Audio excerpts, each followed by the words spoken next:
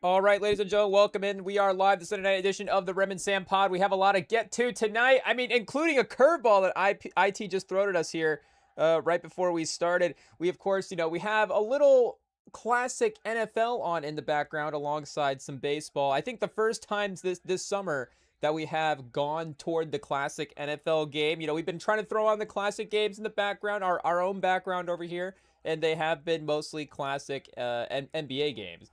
But today we decided, with, of course, turning the calendar into the football season, we decided that we'd go with a classic football game. And I typed in 1996 NFL full games, just on the YouTube, and it turned out that there is two good playlists out there. So if you can find them, go ahead and save them into your library, so that way you got classic NFL games to throw on the background if you need to. But there is an NFL on Fox 1996 YouTube video, and then an NFL on NBC 1996, or I should say YouTube playlist that you can go, and it has, I think, a good, I wanted to say, remembering that Fox one, maybe a good 80 games in there. I don't know exactly if we do the math as to, what the slate would have looked like, 2 games a day or 2 games a week. Maybe there's a third, again, obviously, it's not like Fox always has 2 games a week now in some local markets every time. Again, I don't know what the whole breakdown is there, but clearly there is, again, some what do you say, archives. And we, again, with our looking at the classic summer or classic NBA games this summer, you can go back in the what do we say, the episodes here, and see the channels that we have shouted out in the past, because there have been a bunch of them, finding the classic games and the different playlist compilations. And like we said, for the NBA, we managed to, really add a bunch into our own library as well too. So now gearing toward, and I guess a lot of some of them are, like sports classic footage libraries in general, but I guess, specifically the ones I have found have been more geared towards single sports, where it's like, okay, this is going to be a lot of NBA, maybe even like, you know, this is just like throwback Denver Nuggets games or something like that. But like we said, now we're starting to, I guess, compile the classic football playlists as well too. Have those on in the background there. I was debating 1996 versus 2006. 2016 doesn't count as a classic game. I mean, it is. There are classic games from 2016, but it's like, hey, yo, we just saw those. Let's go watch some games that we haven't seen yet. But 2006, like NBA, there is something about the mid 2000s NBA aesthetic that I think is a little bit more distinct of an era, just in terms of the sport, than like the 2000s NFL, if that makes sense. I mean, it is, of course, different than now. It still is. You do have the influx of quarterbacks starting with Brady and Manning, obviously, at the turn of the century. They're both getting drafted. You get the second Manning, you get that entire '04 class. I mean, Favre, there's the Favre, Rodgers, Packers lineage that's going on there at the same time as well. So you are getting that modern, increase of quarterback play. I mean, that was already happening as well, too, a little bit in the '80s. Maybe, I guess the name value is still definitely there in the '90s as well too. But maybe you could argue the '80s is a better quarterback decade than the '90s. I don't know. You do have Montana and Moreno both a lot in the '80s, and good Elway in the '80s as well too. Versus, is Steve Young the best quarterback of the '90s? So, and then I'm just thinking like the Mount Rushmore '80s guys versus the Mount Rushmore's '90s guys. It would be close. But once again, you would get 21st century, the era does change. But there is something about the 2000s NBA that is just more distinct. Again, it is removed from the 90s, and that three-point shooting is starting to, be a little bit more influential in the game, though it's still not, obviously, we're not to the Steph Curry, Splash Brothers era. We're not to the advanced analytics, Daryl Morey, James Harden, all that different stuff. But there is still like a modern progression to it, but it is just a fun era of basketball to go back and watch on the YouTube. But and maybe some of the careers as well too of the NFL guys. Again, some of those quarterbacks played for a while as well too, so we were watching them, versus maybe some of the NBA careers, just weren't as sustained. Though obviously now, you know, that'd be weird to say. It seems like the NBA careers would be more sustained. But again, you think about guys like, and obviously, Garnett and Duncan, and there were some guys as well too. But you just think about this, like, just like the 2000s stars in a way, like all of the guards from the 2000s that we love shouting out time and time again. But again, there is just something about watching, I guess, 2000s NBA over 2000s NFL. It is what it is. But 90s NFL versus 90s NBA. I mean, we just like the NBA over the NFL. Hot take. Again, we're basketball journalists at the end of the day. But 90s NFL is of course classic as well too. I guess the game that we did choose to go with, of course, I guess it does have the Colts in it. But it's a 96 Colts Cowboys matchup, so I don't expect this is going to go very well for Indianapolis. Hey, I mean, this is, I guess maybe I guess the tail end of them being maybe a Super Bowl team. I'm trying to think, was that more like 93 to 95 ish, 93 to 96? I don't remember exactly the years in order of what the Super Bowl was there. Obviously, you do have Elway at the end, and maybe we did just look at that Brett Favre. Did we just look at, or was it Bledsoe? We were looking at Drew Bledsoe, and he did play Brett Favre in the Super Bowl. Maybe that was the 96 year. So do the Patriots represent the AFC? The Packers obviously would be the NFC. They win the Super Bowl. Maybe that is true. I guess, do we spoil it and go look at the 96 season and double check? I don't know. And they've got Dion starting at wide receiver. So, a couple of things, I guess, the modern translation that we could have here. The first thing that does jump out is the fact that, and this is the old Cowboy Stadium as well, too, 96. We haven't gotten to the one, of course, that they're playing in right now. I don't remember exactly what year that was built, but, that was sometime in the 2000 and maybe like 14, was it 24? Maybe a little earlier than that. I don't exactly remember, but there is still, even in this old stadium as well too, just like a major sunspot on the field. So that was like, we did get to the point in the offseason where the lead storylines, especially after LeBron signed with Philly, we were like, oh man, what do we talk about? I guess we're going to talk about the Cowboys. We need to talk about how the Cowboys are going to have to tint their windows in their stadium. But even going back to their old stadium, it's like this one is pretty, got some pretty aggressive sunlight as well, too, that the Colts are driving into here. And I guess also, obviously, the Cowboys now with the football. And they just threw at Dion on the first route. So like we were saying, Dion obviously shout out the GOAT cornerback, but they have him like, two-way player, obviously iconic for that as well, too. They have him starting at receiver in this game. And they did, like we're saying, just threw the first route to him there. He did just lose his helmet on the play. So I don't know, what that means. I guess that's in college where you have to sit out. Oh, it was, I guess, hey, the modern NFL, the guy for there was a second tackler that came in after Dion was already on the ground and kind of went helmet to helmet contact while Dion was on the ground already. Make no mistake, that guy's probably just getting thrown out on the first play. It is what it is. The tackle to the ground was actually pretty clean. Led with the shoulder, got him to the ground. But the second defender flying in was pretty crazy. Oh, there's a breakdown here of the helmets. So he's got two separate helmets that he has to wear. Oh, so maybe that goes to the key there. Maybe like the offensive helmet, there was something with the fit.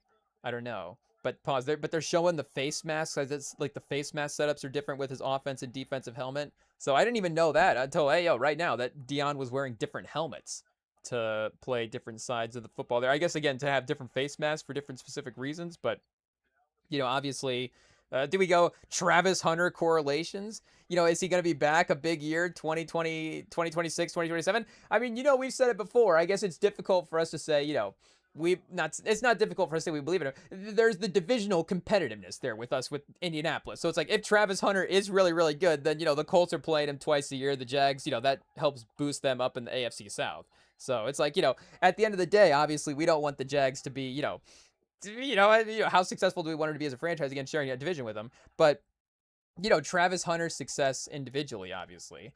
Like we said, I think there is a path. I mean, I think Dion, is, hot take, Remington Pod, hot take here. I think Dion's a pretty unfair standard to compare anybody to. So, and, again, there was the trade up for him as well. And, what it is, like the trade up, I think, was a little bit more, and obviously, again, maybe first round picks, the value doesn't translate here as much as we think, but was there a little bit of the marketing value there in the trade? Obviously, again, more so than just like, if we trade a first round pick for this year, we're actually getting two players. And, again, like that is a thought if you have a player that is going to be great on both sides of the football, or I guess maybe even more so a player that could be good on either side of the football is also a possibility as well, too. Again, just like more opportunity for him to be impactful on the team. But if there is even just, again, he's not going to be as good as, Dion was as a corner.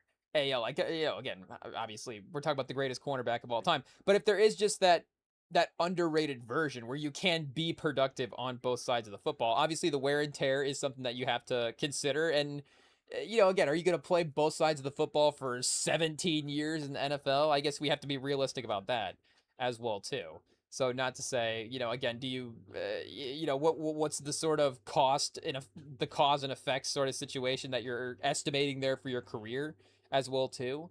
But, again, I think there is a path where, and especially, Jacksonville has some good receivers around him as well too. Obviously that just helps the case in general. It's like, okay, if Travis Hunter's not the number one, you still have guys like Brian Thomas and stuff who are not necessarily, again, like, sure bets to be all pros every year going forward, but still very, very talented around there. Obviously there's a little belief in Trevor Lawrence as well too. But, and again, I don't necessarily know. We'd have to go back and double check like snap counts for some guys. But I think he could be like a third. Is there like a 35 and 35, like a 35-45 situation that he could play? And again, you obviously have to be, I guess, careful when you deploy him and stuff. It's like, oh no, now the coach has to like actually do a coaching job to figure out when Travis Hunter is like implemented in the game. It's like, oh, we can't just be lazy and just play him for 140 snaps a game and just let him play every play and just take care of everything. It's like, oh no, there actually has to be some thought now into how we, utilize the Travis Hunter snap counts. Like, oh no, how dare the Jacksonville head coach have to, cook up something there. But yeah, again, I think that there is, and Liam Cohen's obviously, again, I'm just talking about more of the conversation more than, again, the Jags head coach. I'm sure that he, is excited, I guess. Again, do you say from the team building standpoint of giving up, future assets is always going to be a question, but it is a little like, maybe a little like the Derek Queen trade in some ways as well too. Where again, it's like, okay, obviously, like, Derek Queen could be really, really good, and there is just a trade value sort of, mindset that goes into some of this stuff as well. But and again, obviously the problem is with most two-way players is that fact that the ones that we have seen do it in the NFL have been just like these all-time guys. It's like, okay, it's like Bo Jackson and Dion, but maybe those are the guys that we remember as well too. Again, obviously, like, shout out like our Michigan man, Jabril Peppers is maybe more at Michigan was more two-way. I don't know if he's necessarily had, the NFL receiver runs. Did they try maybe some running back stuff with him at some point? I don't even remember. I don't think he really ever, got too serious in the NFL stuff. But, I think there's a route. I think there's a way. Hopefully there's routes for him there, obviously being a receiver. But I think there is a path for him to be, at least for, a good 3-4 season run anyways. Like, again, like at some point he will have to commit, and he's going to probably not, be a cornerback in year 8 going both ways. But rookie contract wise, I think it could make sense. And again, is it going to be, not to be harsh again the other way, is he going to be an MVP impact value guy? But yeah, again, I don't necessarily know if that was the case when he was being drafted. Again, obviously, like we're saying, we get to sort of benefit from both sides of the Travis Hunter situation. If the Jags gave up an extra pick for him, and it, again, it sort of holds back the talent of the roster. Hopefully, the Colts are able to benefit from that. But again, if he's good as well too, obviously, like we're saying, it's a fun player in the league. And we'll have to see where he's at for fantasy as well too. Obviously, we're gonna have to start doing our fantasy prep. We have a fantasy, fantasy draft quickly approaching here, and I assume Travis Hunter, not first round value, obviously, but good sleeper value is what I meant to say. Again, if we're going Jags GM now, it's Travis Hunter in the first round. Then obviously, now we're kind of making mistakes. But and I guess we got to go like injury updates as well too. Let's see what we got right here. Oh, fourth round, rostered in 50% of the league's fantasy pros. Let's see. Wide receiver 32, roughly the mid 70s. Drafted as a high upside wide receiver 3 near the 6th or 7th round. So Travis Hunter in the 7th round. I don't know. I'm trying to. It's difficult sometimes. I guess this is part of, being in your fantasy leagues, is the ability to sort of read your league and see what's going on. Oh, did Dion just get a pick in the classic game chat? Hey, maybe he got a touchdown, but I think the Cowboys just scored a touchdown, so they kicked it off to the Colts, and now Dion's running it back into the end zone. So I think Dion just got a pick 6 in this game. Not shocking. And again, we shouldn't be excited. Again, it's a classic game against our team, so should we be mad? But It's just too fun to watch Dion. It is what it is. And Colts quarterback in '96, we should have mentioned as well too, Jim Harbaugh. So obviously a classic name there. Oh, it was a fumble. Oh, he was running around. They fumbled him. The football was knocked out when the defender rushed in and tackled him from behind. And then Dion was right there to scoop up and run it into the end zone. They were looking like they were maybe, he was at like the 15, 20-yard line when he got hit there. But Travis Hunter in the 7th round could be a little something. I guess it says here the Jags plan to increase his defensive snaps at cornerback, creating questions. And I guess that's true. Like obviously you don't get as many points for fantasy and defense. So unless he's getting a ton of interceptions, or they're just really it's like Charles Woodson-esque, they can just deploy him and he just gets like a sack every time or something like that. Then obviously that would increase the fantasy value there. I was trying to think, what's this Shohei Ohtani article? But I think they're comparing him to Shohei Ohtani, obviously, because of the dual threat ability there. And is that another one? Can Travis Hunter be the Shohei Ohtani of the NFL? Again, the name value, obviously, of some of these two-way guys. It's like, hey, yo, has there ever been like a pretty good, two-way player in the NFL? It's like, oh yeah, you know what? That guy's like just really, he's a really productive corner and a really productive receiver.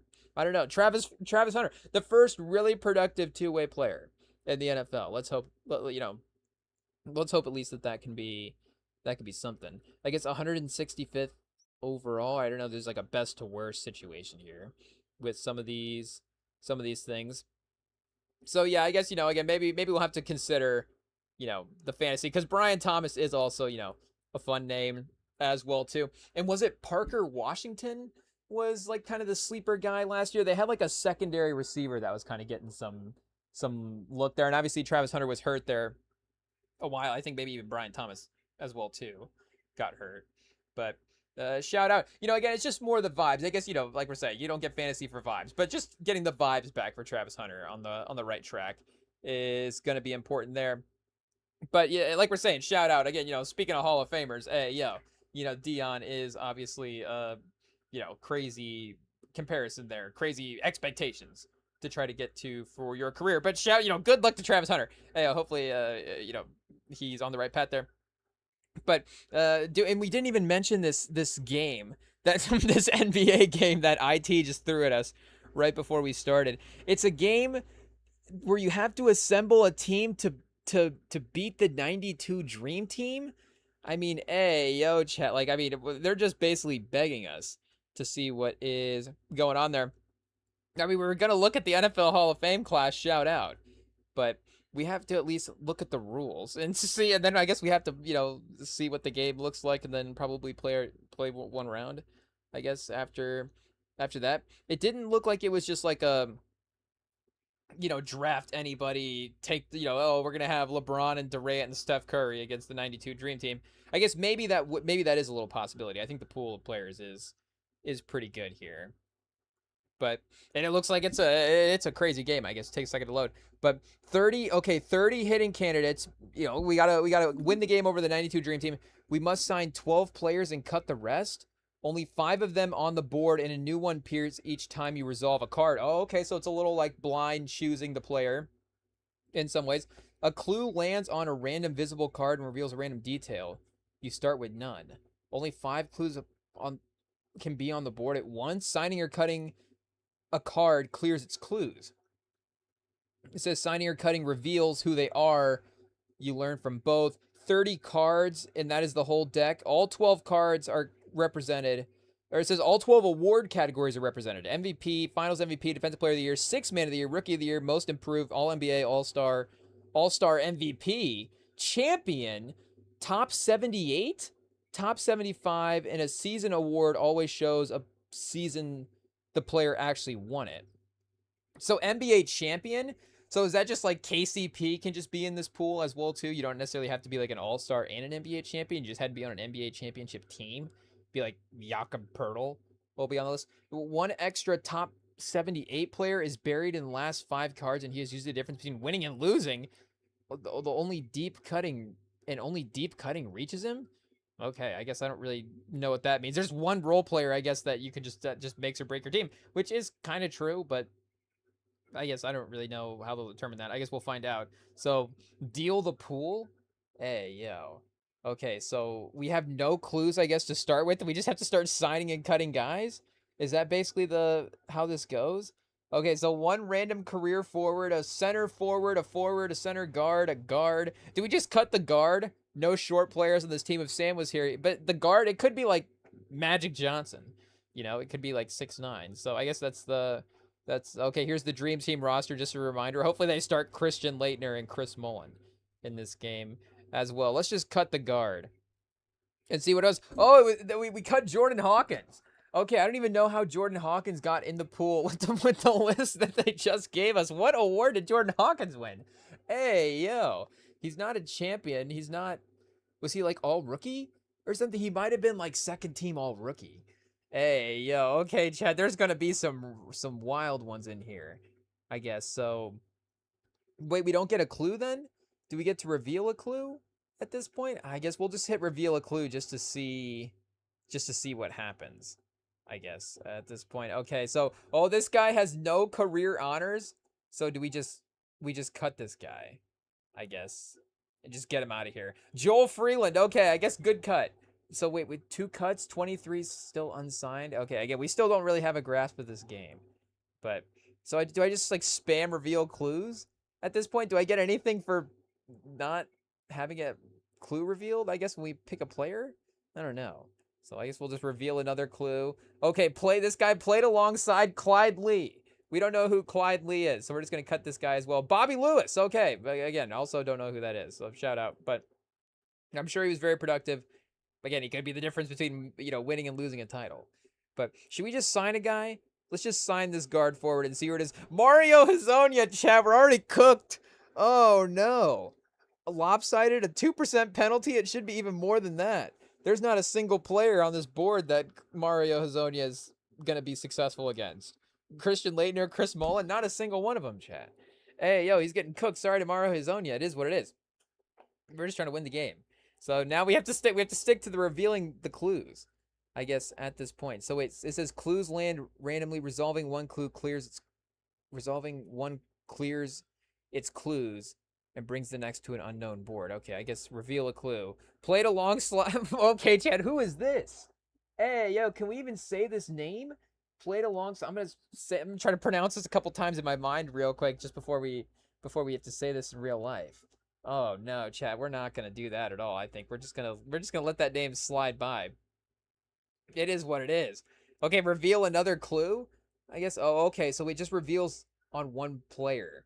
I guess so. A 50-52 Lakers. I guess let's get this guy out of here. Jim Pollard. Okay, so it says 20 cards left, 30 cards in the deck, nothing behind them. Okay, Chad. This game might not be as good as Goat Lab. Goat Lab still might be the number one. Though, again, we do like the idea of obviously, trying to compete against the 92 Dream Team. But how are we supposed to compete against the 92 Dream Team if we don't know who these players are? Hey, yo, so let's just spam reveal clue for a second and see. Okay, so board full. Resolve a card. Okay, so I guess we get 4 or 5 clues, I guess. Okay. Oh, yeah, there we go. 5 for 5 on the board. Okay, so this guy played on the 13-14 Thunder. This person was the 39th overall draft pick. Oh, but it's a forward.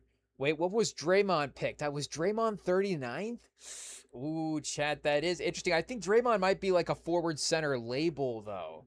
I don't know. Again, it's not Brunson, obviously. Brunson's not a forward. We do have a forward from the 2013-14 Thunder. And I guess we could just cut a player as well, too. No career honors. Played with the 05-06 Hawks. So it's not Joe Johnson, because he would have some career honors.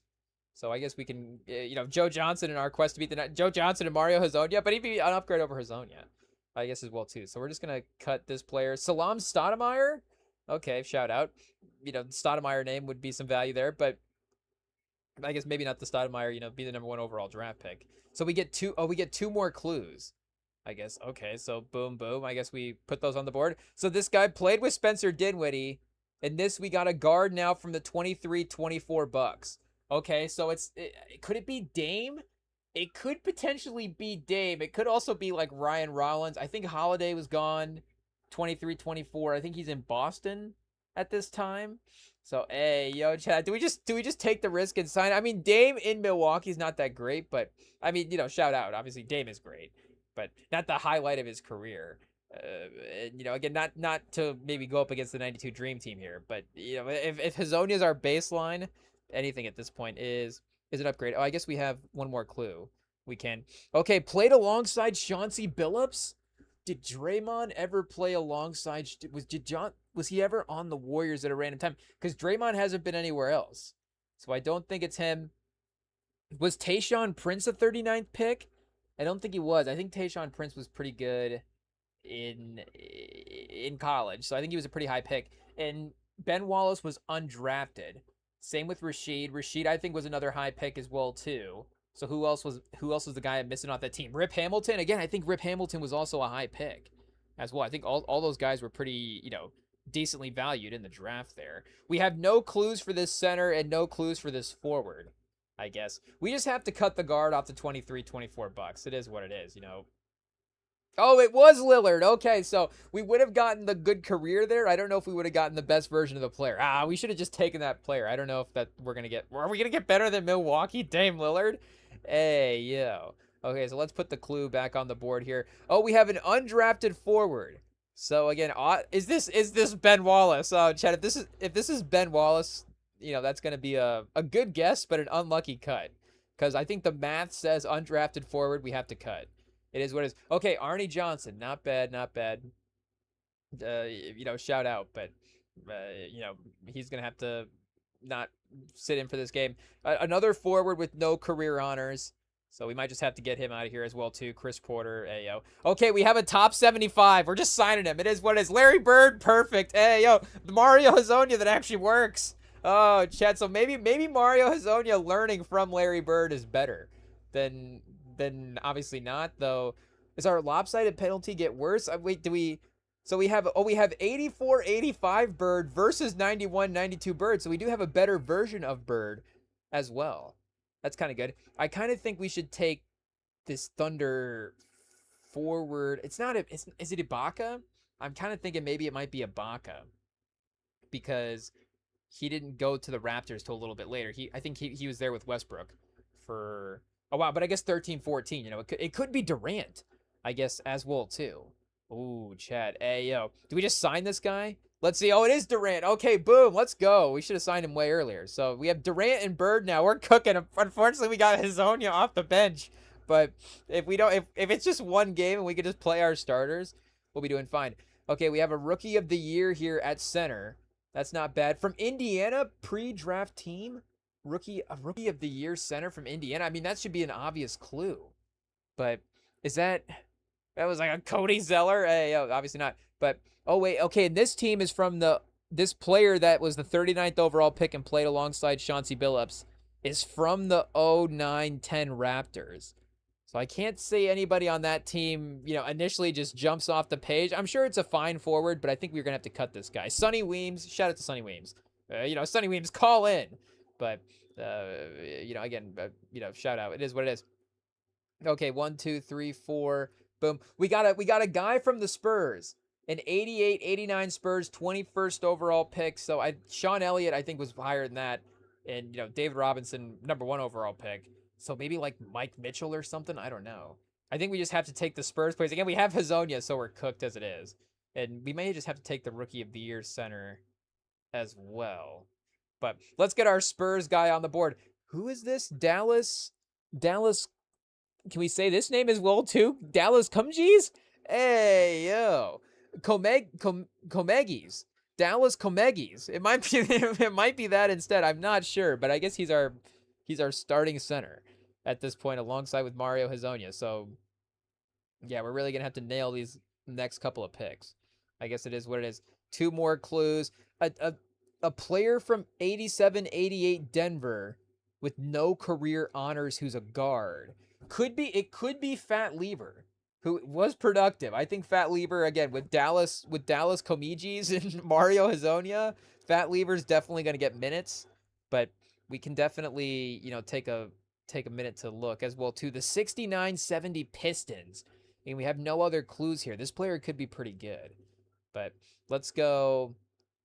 Let's go with the Rookie of the Year center. Oh, Walt Bellamy. Oh, that's a good pick. Okay, I guess, yeah, Walt Bellamy, at least for the couple of years. And if we get an early Walt Bellamy year there, that's definitely going to work out. He can play, yeah, for sure, starting center over Dallas Comegis. Now there is something here. Now there is something here. Again, Durant is at least a different piece than the Dream Team. Again, we do have an upgraded Larry Bird. So obviously we're going to probably be playing against Jordan, Barkley, Pippen as well too. Magic 90-91. Magic was cooking up the Dream Team practices, and David Robinson there as well. But Magic and Bird might be on the bench when it. Oh, that's tough to say. I think Magic might be being point guard when it really matters. So if it's Magic, Jordan, Pippen, Barkley, and Robinson, I guess is your five. Again, you could go with, I guess 90, 91, 92 Malone would have been pretty good as well too. But I think maybe the seniority and the talent would have kind of, gone up for that lineup. And maybe we'll put Magic in just to, some guy we can attack on defense. I don't know. But, Durant, again, is different there. We're getting Durant at like some of the peak scoring years in OKC. Walt Bellamy is different as well, too. And if it's Walt Bellamy versus David Robinson, again, Jordan's obviously going to be the problem at the end of the day. Unless we get LeBron or, Steph or something. I guess Durant would be one of the kind of canceling factors, or Kobe or Shaq. We're going to need, obviously, one of the seven other best players in NBA history, Wilt Chamberlain as well too. But this is pretty close. This is getting there. So again, maybe we wait on the Denver player. Oh, a pre-draft player from North Carolina that played alongside Markelle Fultz. Oh, is this like Cole Anthony or something? I think we can get rid of this guy. Hey, yo. Just a quick scan of Markelle Fultz's teammates. Again, like Embiid didn't go to North Carolina. I don't know if there's anybody like, did Robert Covington go to North Carolina? So it would be somebody kind of maybe in that tier. So I think this guy can go. It was Cole Anthony. Okay, I didn't know the magic overlap there if that is where it was going. But I think, again, Greg Anthony, maybe there's some Team USA overlap with Cole Anthony. But, again, I think that's a good move. Okay, a guard from the Pistons, 69-67 first overall pick. Is this Dave Bing? I think this might be Dave Bing. We may have to just sign this guy just to see if it's Dave Bing, honestly. Oh, Jimmy Walker. Okay, I don't think it was Dave Bing might be in the Hall of Fame, so could have been a little better there, but shout out. Obviously, I think there was a couple All-Stars. So he can do a little something. Again, when we go to the bench, we're going to get slaughtered. It is what it is, but it's going to be a tough 40. We need Thibodeau to coach this team so we make no subs. Is really the goal to winning here. Okay, no career honors for this forward. Played alongside Terry DeHeer. We've still got no extra clues for our Denver player. And we have a center who was the 27th overall pick, Chad. I think we know who that is. Hey, yo. I think we know who that is. I think that's Gobert. I think Gobert was the 27th overall pick, and Gobert would be a true center. He's not going to get that versatility label to be a forward or anything like that. So Gobert would be a good, I guess he'd be a good second center, especially again if Comegis is going to be our third center. But do we want to just lock Gobert into the team right now? I guess we do have a forward center option we could go to. I guess like we said, we do have the international route open to us as well too. I was mentioning players earlier that we could have, if Dirk is like a forward centered or Hakeem or something like that, guys that obviously wouldn't be eligible for Team USA in the past, but could be in our competitive lineup as well too. I guess we do have Hazonia, so we are some international flair there. But I guess we'll leave Gobert on the board for now, along with Fat Lever as well too. And we'll get rid of the guy with no career honors that played alongside Terry DeHeer. Tom Tolbert, okay, I think was the right move there for sure. Okay, 16th overall pick. The pre-draft team, okay, for this center was Colette. So I don't know what that is, but that's definitely French. I don't know if it sounds French, but if it, it doesn't sound like an American university. Colette University, I've never heard of it. So it wasn't in March Madness. So I think that's, again, locking Rudy Gobert right there. But we're just going to have to cut a random guy. This guard has been kind of lingering here for a while. No clues though, chat. That is a sneaky one. We don't have any other we do have, I guess, 3 guard spots left. He would be a true guard. Again, forward center is versatile here. The forward. Do we just cut the forward? maybe we cut the forward. I don't know why we're holding on to this fat lever potential so much. Pause. Hey, yo. But again, our guard spot is weak right now, so that is, at least a starter that we can rely on. Let's just cut this forward. Oh, Dennis Rodman. What? What? Oh, chat, we could have used Dennis Rodman could have been one of the few guys that actually could have guarded Jordan. Oh, no, we just lost. Oh, chat, that's tough. That is tough. Unfortunate. I guess we could still pull a different year of Scottie Pippen or a Kawhi as well too. But Chad, I think I might just cut Gobert now because I'm mad.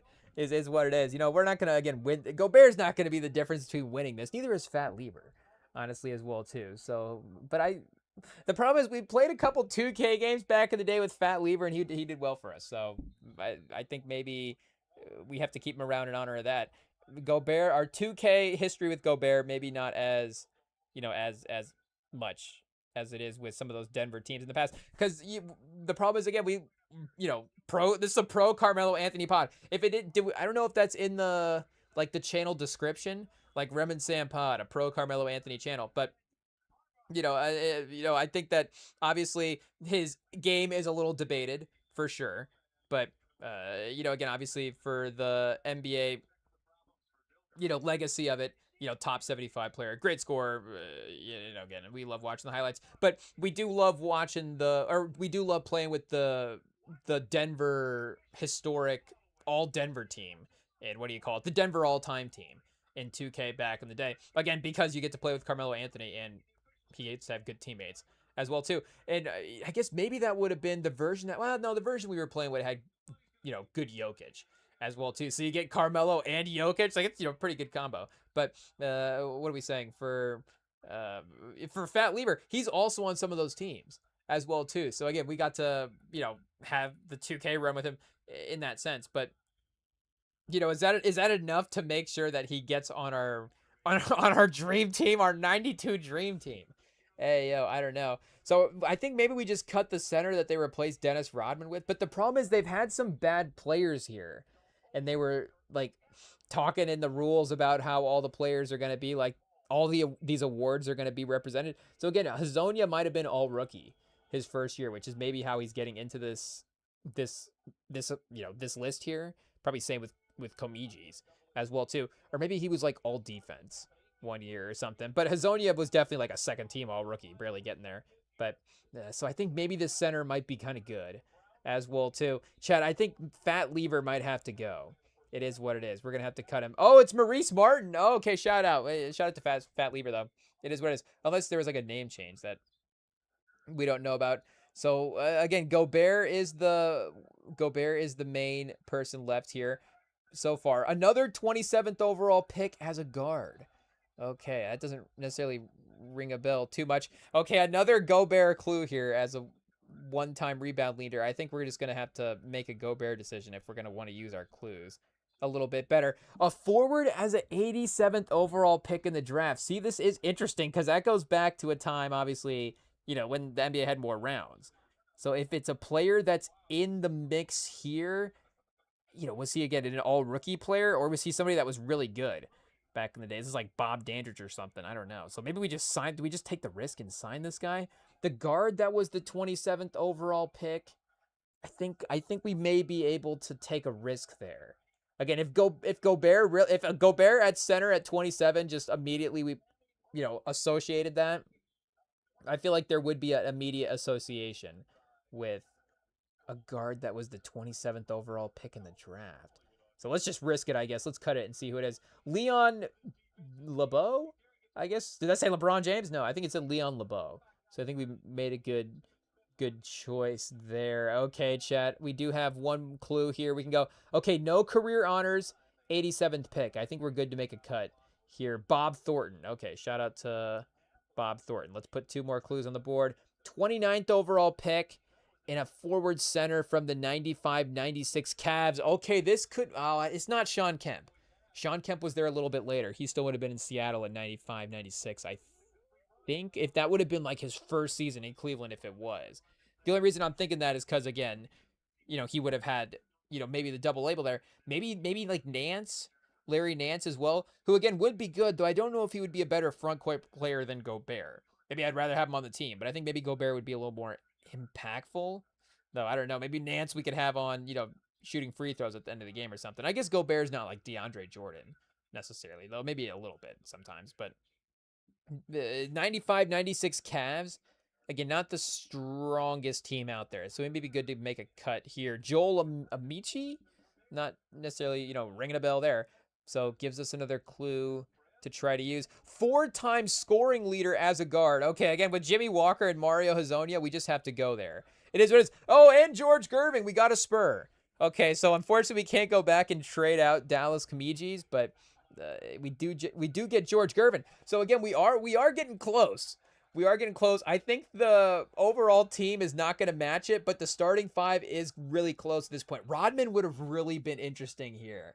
Oh, man. I don't know if the stats would have totally been able to, predict that, but Rodman and Durant, that would have been deadly. Rodman, Durant, Bird, Walt, Bellamy. That's a crazy. So Waldman, Durant, Bird, Bellamy, Gervin. Am I at 5? Can I do math? Yeah, it would be 5. I guess we got 4 on the board right now. Yeah, that would be a team. Oh, Chad, can we get a different version of Dennis Rodman, like the Pistons years or something? I doubt it, though. I think we used it up. Oh, we got a Finals MVP who was a 29th pick in the draft. Finals MVP, 29th pick in the draft. Is this Tony Parker as a guard? Oh, Chad, double Spur? No way. Oh, Dennis Johnson, another beloved player here on the pod. Shout out. Obviously, Tony Parker would have had the team connection there. And Dennis Johnson, not Dennis Rodman, but still a really good defender. Make no mistake, Jordan's, probably still going to put up like 42 in this game. It is what it is. But Dennis Johnson will make him work for it. Again, the thing is, like, Rodman literally, I don't know if you know this. They wrote a book back in the day about how Dennis Rodman stopped Michael Jordan. It's called The Jordan Rules. There is a whole, what do you say, like, lore around the Bad Boys Pistons and all these things they did to stop Michael Jordan and, all the team and the hand checking and the physicality and Bill Laimbeer and all these different guys. It's like, yeah, you know what? They also had Dennis Rodman as well, too, who's like the greatest defender in the history of the league. It was just a menace everywhere, just guarding everybody. And, again, I can go back to the time. I don't know if Dennis Rodman was like, one-on-one with Jordan, like Kawhi versus LeBron in the finals, but I think kind of a little bit if we went back and double checked that. So that's a tough one. Dennis Rodman, legit game-changing player, Chad. That's tough. It is what it is. But Dennis Johnson is close. So it really makes our Mario Hezonja, Jimmy Walker, makes our bench a little, more, less important there. In some ways. Okay, number 1. Oh, I guess, yeah, still from the 23-24 Timberwolves. So that is Gobert. Again, okay, so we got a guard that played alongside Tom Chambers. So immediately makes me think of Kevin Johnson in those Phoenix years. Again, we don't have the full look at the career honors there, I guess, or like a team or something, but and I don't, Tom Chambers bounced around maybe a little bit. I don't know exactly where all he played, but he was, I think, maybe most known for those Phoenix years. So that, again, is the guard association, I guess, that we make. And again, he would be kind of a solo guard as well, too. I think Gobert's going to get cut, Chad. It is what it is. We have a guard spot left, 2 forwards, and a center as well. So if we go, and if we go Gobert, we could still have a forward center here because they could take a forward spot. So again, we still get some of those all-time name potential as well. I guess, yeah, this is a guard, so it couldn't be like Barkley. But, Kevin Johnson would be a good third guard here as well. So I don't think we can totally write that off the board. But we do have another center here. Ooh, chat. Okay, this is interesting. I guess how many cards are left? We have one pick left. We have 1 card left. Oh, interesting, chat. Interesting. So is this a good center here? Is the question. Again, we know nothing about him, but we do know that we had a couple of other names earlier that were not necessarily as high value. So I almost just want to cut to reveal. I guess we have 2 forwards here. Oh, chat, either or. Flip a coin on which forward to get rid of. Maybe this guy's been sitting here for a while on the right. So I don't know. We get rid of this middle forward here, or do we go with this end one? This one's also going to be another version of Dennis Rodman here if we cut this guy. Or this one's Kawhi as well. Who are the other all-time great wing defenders that we could just get rid of here? We always, we said Ben Wallace versus Michael Jordan. Why not? We have to do something. Hey, Draymond versus Jordan. I guess. I think Draymond might get cooked a little bit. Draymond's a great defender. We can't underrate Draymond. Iggy, is it Iguodala? Maybe, I don't know. Let's just screw it. It is what it is. It's Miles Bridges. You know what? I think we can live with that. We can live with that. That is okay. Again, obviously with some of the names that we have chosen, I guess it would be like, oh, Bridges over Mario Zonia. But I think overall we're good. Shout out again. I think Bridges on the Suns will be decent. I think, but I think for the 92 Dream Team battle, he can watch the highlights on YouTube. We got a forward center here now as the option to replace. And I guess still Gobert on the board. And the guard that played with Tom Chambers, the center, chat. Oh, did we get any clues? No, we have all of the clues on the board. At this point, Gobert's going to have to go, chat. Gobert's going to have to go, and our lineup, I think, is what it is. Let's just do it. Let's just sign Gobert. Screw it. I hate myself. We signed Gobert to this team. Okay, we got 2 forward spots and a guard left at this point. And they have Gobert over Walt Bellamy? Oh, chat, that's disastrous. Can I make a coaching move and put Walt Bellamy in the lineup?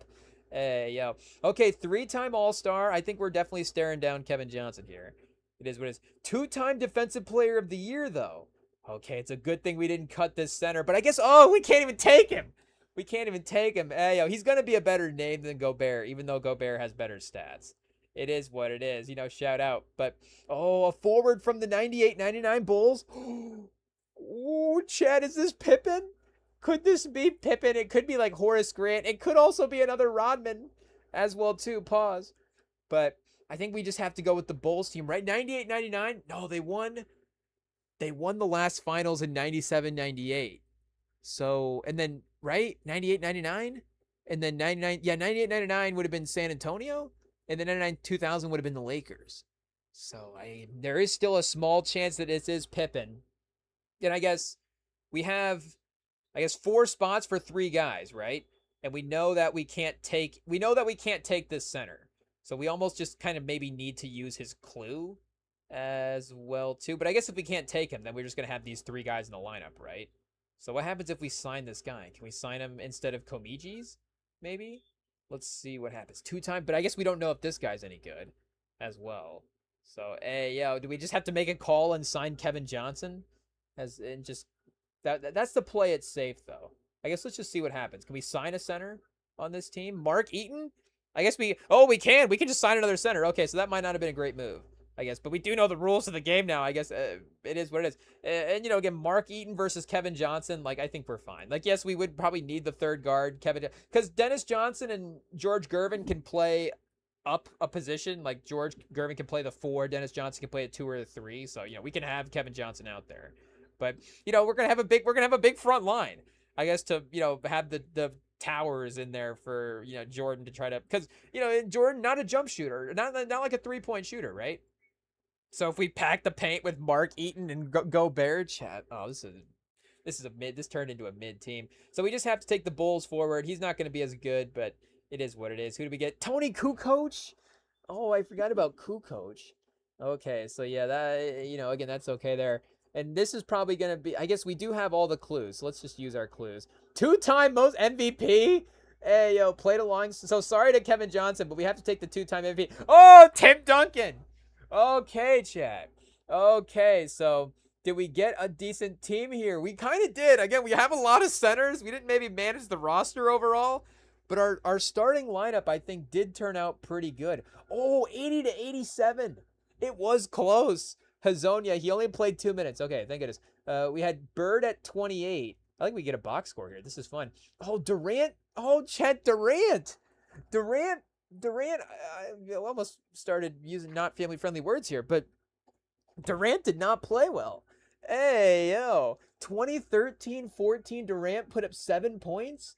7 points, 9 rebounds, 3 assists. He was 2 of 10 from the field. So George Gervin with 15, 6 for 11. Duncan with 14 and 12, 6 for 12. And then Walt Bellamy, our guy, like we're saying, was one of the guys that actually outplayed Durant. Hey, yo, from the Zyphers back in the day. 10 points on 4 of 8 shooting. 8 rebounds as well. No blocks for Bellamy there. But the Durant, so Durant kind of, if Durant plays normal, we kind of win this in some ways. Because, yeah, Jordan 21, so it's like, what do you know? That's as good of a performance as you're going to get there, and I guess whatever version of a game this is. But 7 of 14, 7 of 8 from the free throw line. They got Pippen with 10, Karl Malone with 13, Stockton with 10 as well. Oh, Chad. So, yeah, we miss Lillard, we miss Kevin Johnson, we miss Dennis Rodman, and we miss Miles Bridges as well. So, our record, Chad, we're going to have to start several accounts here, I guess, so we can not get this game on our record. It is what it is. Chad, this is -7. This was tough. We could have done this. We could have done this. This is brutal where it says we took Hazonia instead of Dame Lillard. We took Dallas Comegis over Kevin Johnson. We took Jimmy Walker over Dennis Rodman. Mark Eaton over Miles Bridges. Again, that one's fine. Did Eaton even play, though? 5 minutes. He gets a rebound, misses a shot. Yeah, it is what it is. But again, with Duncan, he's going to absorb a lot of those minutes. He's fine. Gobert, 9 points, 10 rebounds. Actually kind of worked. 4 for 5 from the field. So maybe we shouldn't have been too hesitant there as well. And then Bird, 14, 7 and 5. Oh, Chad, we almost did well with that. We almost did well. Okay, you know what? Honestly, it passes the test. I think Goat Lab is still #1 game. Shout out to Goat Lab. Hey, yo, and make no mistake, I played career mode on a different version on a different account on Goat Lab the other day and was like, this is actually pretty fun. So are we going to have to start a career? I don't know. But just no news today, chat. We're just having a good time. It is what it is. Oh, career mode. And I guess we did in career mode that we played last time, we made the Hall of Fame. So if we're talking Hall of Famers, making the Hall of Fame, it does make sense. We just do a daily run here real quick. 2020 Wizards athleticism, Davis. Hey, yo. 78. Oh, chat, we're done. Hey, yo. It is what it is. We got to talk Hall of Famers.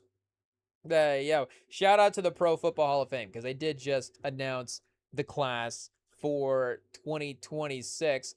They always do talk about how, how you say how backed up the Football Hall of Fame is. It's like, oh, the NBA Hall of Fame, all these guys get in the Hall of Fame. It's ruined. The bar is so low for entrance. It doesn't even mean anything to make the Hall of Fame anymore in the NBA. It's like you just play a couple seasons, you're in. It's like, not to say again that none of these guys are deserving for the NFL, but the point is these are all guys that we basically did watch. So again, they all are deserving the first round, the first ballot Hall of Famer stuff.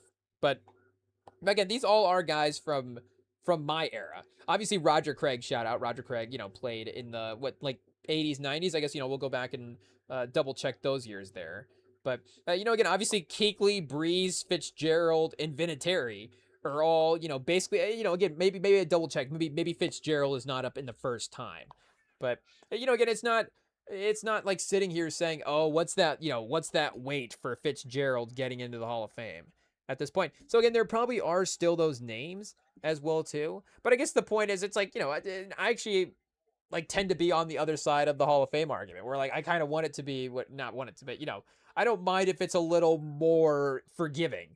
Yes, the exclusivity is the one thing where it's honoring the talent and making it as, quote unquote challenging or whatever. Again, it's not a challenge to make the Hall of Fame per se, but just, making the standard, I guess, as, high as possible is obviously, makes a lot of sense. Again, this is about honoring the best that's ever played. But, again, like we said before, celebrating a great career in a player's lifetime and letting that player get the recognition of having a, successful NFL career is also pretty good as well, too. And, and just kind of maybe I don't want to say the human version of it. Again, I would like to think that I like the competitiveness of it as well too. And there can only be one winner. I'm not saying let's give out more Lombardi trophies. Everybody that plays in the NFL every year should win a Lombardi trophy. That's not what I'm saying. But if the guys are obviously gonna again sacrifice the year to year, there is the physicality for some of this stuff. And again, just honoring good play. To me, it's better to lean into the side of doing that too much, I guess, than too little. Hey, let's celebrate and let's have fun and remember the talent that we were entertained by as well too. So again, I kind of want the Hall of Fames to be in a place where they're not so backed up, because then you get what happens is again, not to get super morbid about it or anything, but it is what it is. What happens is then of course you get people that pass away and maybe never get that honor in their lifetime. And it is, again, for me, I think that it's cooler to have that person experience that moment for themselves then, and again, to honor the legacy is to honor the legacy in some right as well too. To do that at some point, I guess, is better than to never to do it at all. Even if we're talking from an NFL standpoint, but again, if we can celebrate the player while they're around, like that's probably better. And then they can, know obviously the contributions that they had to the game there. So I like the fact that it's like, okay, again, we can see the guys from our era that get into the Hall of Fame, pretty quickly as well too. And I guess maybe like maybe the quarterback sense would be, getting a little, maybe that would be one where it quote unquote gets a little backed up per se. But I think that would be one where, again, there would be some stat, I'm going to say fluctuation. I don't know if that's the right word to use there, but there's going to be some stat fluctuation over the last, of course, 15 years, 20 years with the quarterback play where, you know what, maybe the stats don't correlate the same way in the other sense. Maybe even though passing is way up, like maybe receiving stats do correlate a little more to the all-time ranking still than the passing stuff does. Again, obviously kind of pulling up some numbers here to see what names, we're forgetting at this point. And again, I'm going to sit here and say like, oh, let's celebrate everybody, but then once we get to the quarterbacks, like let's not do it. But again, there is that practicality that obviously some of these guys, again, you assume that at some point they will get in as well too. Pause. But yeah, again, it's not necessarily like we're saying that, oh, super kind of like backed up situation. Pause. As well too. I guess, obviously there are a bunch of active players. Phillip Rivers kind of probably reset his Hall of Fame timeline as well too. He did, what was it, like 5 years? So he took a couple years off. Let's wait another 5 years, I guess, to go in the Hall of Fame. And, again, Rodgers isn't retired yet. Stafford winning the MVP. Like, Stafford was an interesting one where, and again, we're talking first ballot versus getting in. But now Stafford's kind of like, kind of safely clearing the bar of being the Hall of Famer. And again, Eli Manning as well, too, 11th overall in passing yards. Honestly, I didn't even know Eli was top 12 in passing yards all time. Put him in the Hall of Fame. 2 Super Bowls in top 12? What are we debating about here?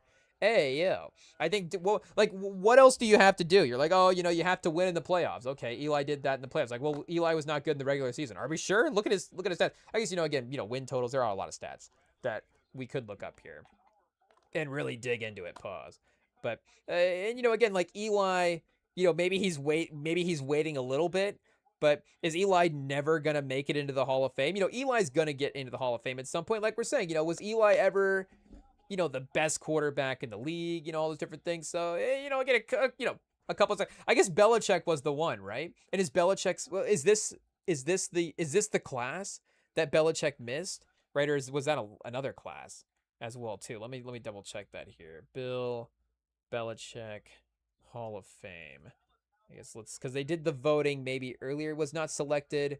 He is expected to face the voting committee again for 2027. So yeah, okay, this was his first year of eligibility. And again, literally, we all know that was, we saw the news at the time. That was a petty voting decision, led by our guy, our former Colts GM, Bill Polian, was basically out here like Bill Belichick, kicked our butts every year, won a couple Super Bowls. We don't think that he should get in the Hall of Fame his first round. And I guess maybe Bill Polian was kind of pocket watching his girlfriend as well, too. It's kind of maybe what it was. So, yeah, again, Belichick will have to wait a year. And that is obviously, again, the logistics of it is a shame. I guess from a football standpoint, Belichick is clearly a first-round Hall of Famer. We all know that. But again, Belichick is going to get in the Hall of Fame, assuming the voting committee just is not petty. So that's not like a, oh, how long are we going to have to wait, pause, for Belichick to get in? I mean, again, once you start going down the all-time leading passers list, again, it's not going to just be like just start going through and just putting everybody in the Hall of Fame on the top of the list. Again, you can put up great stats and maybe not, get to that exact level of impact. We're looking at you, Derek Carr, AO at 22 overall here, which again is obviously very impressive as well. But even Kerry Collins at 23, obviously very similar, very productive throughout his career, long career there, maybe even more so than, Carr as well too. But yeah, well, the top 30 tier here, even the guys kind of before the current guys, we have Goff and even Andy Dalton at 26. Andy Dalton's 20, almost 25 all that. He's 1,000 yards, less than 1,000 yards away from passing Johnny Unitas. And can I do math? Less than 1,000 yards away from passing Joe Montana. So make no mistake, Andy Dalton might be a top 25 all-time passer by the time he's done. And does he know that? Oh, he's the Eagles quarterback right now? Oh, Chad, I don't know. Does that make it better or worse that he has the chance there? Because obviously, the Jalen Hurts stuff has been obviously, hey, yo, check the tapes. We love Jalen Hurts here. But we're just saying that the Philly fans, if there's one organization that would randomly have like, oh, Andy Dalton 2 week stretch, I guess the problem is, for him to play enough games to have 1,000 yards, just even for the rest of his career, like how many games would he have to play? Hey, if he gets 200 yards, so 5 more games at 200 yards, I guess he could do it if he plays 2.5 games over the next 2 years. It's not impossible. But Jalen Hurts, again, he's pretty durable as well too. But again, like I can't sit here and say like, again, outside of you got Eli Manning at 11 right now, like Matt Ryan at 9, he was a league MVP for sure. Ben Roethlisberger, I guess, at 7. He retired in 2021. So I think actually, now that I think about it, the post that I saw maybe earlier was saying that, I guess I don't need to look it up, but maybe that Roethlisberger's first year of eligibility is not even till this next year as well too. And again, I don't know if Ben Roethlisberger retired as a guy where we're like, oh, first round Hall of Fame, but I guess I don't really. And we're just looking at the quarterbacks again. There's obviously so much other. Are we respecting or disrespecting offensive line play by not thinking of like what offensive linemen are not in the NFL Hall of Fame first? But I guess again the point is, I think the NFL Hall of Fame is in a good place in terms of the guys that are obviously being able, and like we're saying, obviously there's probably so many other older legendary players even from before, like we're just thinking like what 90s players are not in the Hall of Fame, but there's probably so many like 60s players. Hey, yeah, we're looking at the quarterback list here through the top 50. Like some of these guys back in the day, it's like, oh, he has 800 career yards, like throw him in the Hall of Fame, like Norm Van Brocklin, but he's in. So I guess maybe we wouldn't know those names as much as well either. Like should Neil Lummox be in from the 80s? I don't know about that. But I guess receivers here. I was thinking maybe receivers was another one where that would be, a lot of guys kind of in line there to get their turn. But again, obviously the top of the list here is pretty set. I guess you do have Steve Smith at number 8 right now, all time in receiving yards. He doesn't, Steve Smith, Reggie Wayne. I guess, again, like Anquan Bolden's 14, shout out. I'm trying to think like the career honors and stuff, again, obviously shout out, get him in the Hall of Fame. But, Julio Jones, DeAndre Hopkins is still active, and Julio Jones just retired as well, too. So, he's going to have his eligibility here. Torrey Holt, I guess, yeah, Andre Reed, I know, was one for a while that people were, like, Andre Reed needs to get in the Hall of Fame, and he did for sure, but he obviously has the, the icon next to his name now, marking him as a Hall of Famer there. You have Witten here in the receiving yard list. He'll get in probably as a tight end for sure. Again, obviously like Kelsey and stuff. Or still list Irvin Fryer. I guess Irvin Fryer, maybe we need to move him to the front of the line and see what is going on there. Let's see, 5-time Pro Bowl. I guess no, like a second team All Pro. We got 2 second team All Pros there. Is that enough? 2 second team All Pros. I guess he made if you make the Pro Bowls a decade apart, that's pretty impressive as well too. 1985 in New England and then 1997 in Philly. So it really shows obviously the span of the productivity there as well. 1,000 yards. Actually kind of broke into 1,000 yards a little bit later into his career. 29, 30. Later New England, some Miami years, some Philly years. So again, definitely some good stats here for our guy Fryer as well. Devontae Adams still playing. Brandon Marshall, he's still definitely borderline. Obviously, we'll see if Antonio Brown gets in the Hall of Fame. Obviously, for the talent there is definitely, definitely was a Hall of Fame level talent. But, again, like I'm saying, it seems like every year it's a lot of new guys that are getting in, which again is not a bad thing. But it's just like, it seems like the Hall of Fame is sort of in line with the other Hall of Fames. I think it's sort of like all the Hall of Fames are in a good spot is maybe the take. I don't know, pause. But because, again, seeing the eligibility for the guys that were up for next year, it was like, okay, like Peterson, maybe Roethlisberger. Again, I don't remember. Peterson, I guess, was the one that stood out for some reason. But it was like, okay, I can see all these guys getting in. Again, would Peterson have to, Eli Manning gets in over Adrian Peterson. Again, we're not like, I don't think we're in like travesty territory right now, if that makes sense. Again, obviously outside of Bill Belichick having to wait, I think everybody is, in a good spot right now for getting into the Hall of Fame. But again, obviously we got to credit the guys that are in as well too.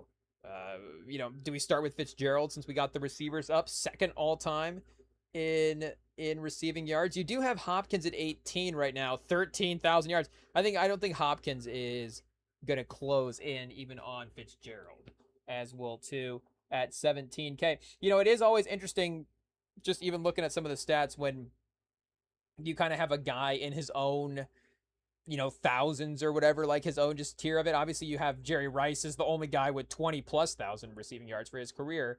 But, you do have Gonzalez, Isaac Bruce, Randy Moss, and Terrell Owens all with, 15,000 plus yards. But then Larry Fitzgerald's the only one other than Jerry Rice with the 17,000 yards. And obviously, or, more than I guess 15, so 17,000 plus. But, obviously the quarterback competition is not even close for Jerry Rice and Fitzgerald. I mean, Fitzgerald might be the number one all time for, most career, snaps played with a quarterback that maybe is not just a guy that the NFL, community is like the most sold on.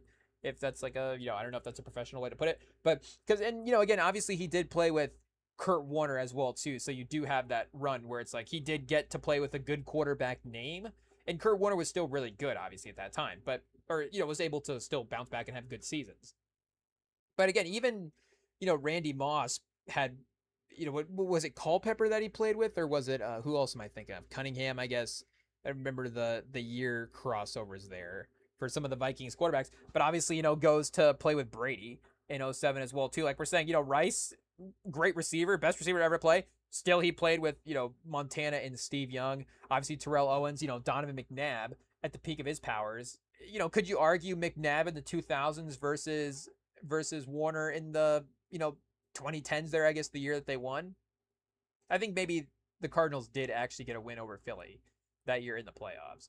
But, again, regardless, we all know the Fitzgerald storyline of the quarterback stuff. And I guess, there was like a Carson Palmer bounce back year as well, too, there for Arizona. But, again, it's like, could Fitzgerald have found 5,000 more yards over the course of his career? I mean, that is quite a bit. And there is that double-edged sword, I guess, where it's like, okay, he doesn't have quarterbacks, but that means you're going to get a lot of focus as well, too. But again, like, look at some of these years. Like, he played 16 games in 22. He played all, he wasn't hurt as well. He did play 14 games in 2014. But in 2012, he played 16 games and had 798 receiving yards. And again, that's not Fitzgerald. He had 948 the next year and then 784 the year after that. So he could have actually been, you could have actually maybe, I don't know, again, found 5,000 yards would have been maybe a little much there. Because then again, Rice played a couple extra years as well too. So I'm not trying to take anything away from Rice. Like Rice is in a different tier in some ways for sure. But, again, obviously, like we're saying, Fitzgerald is definitely right there.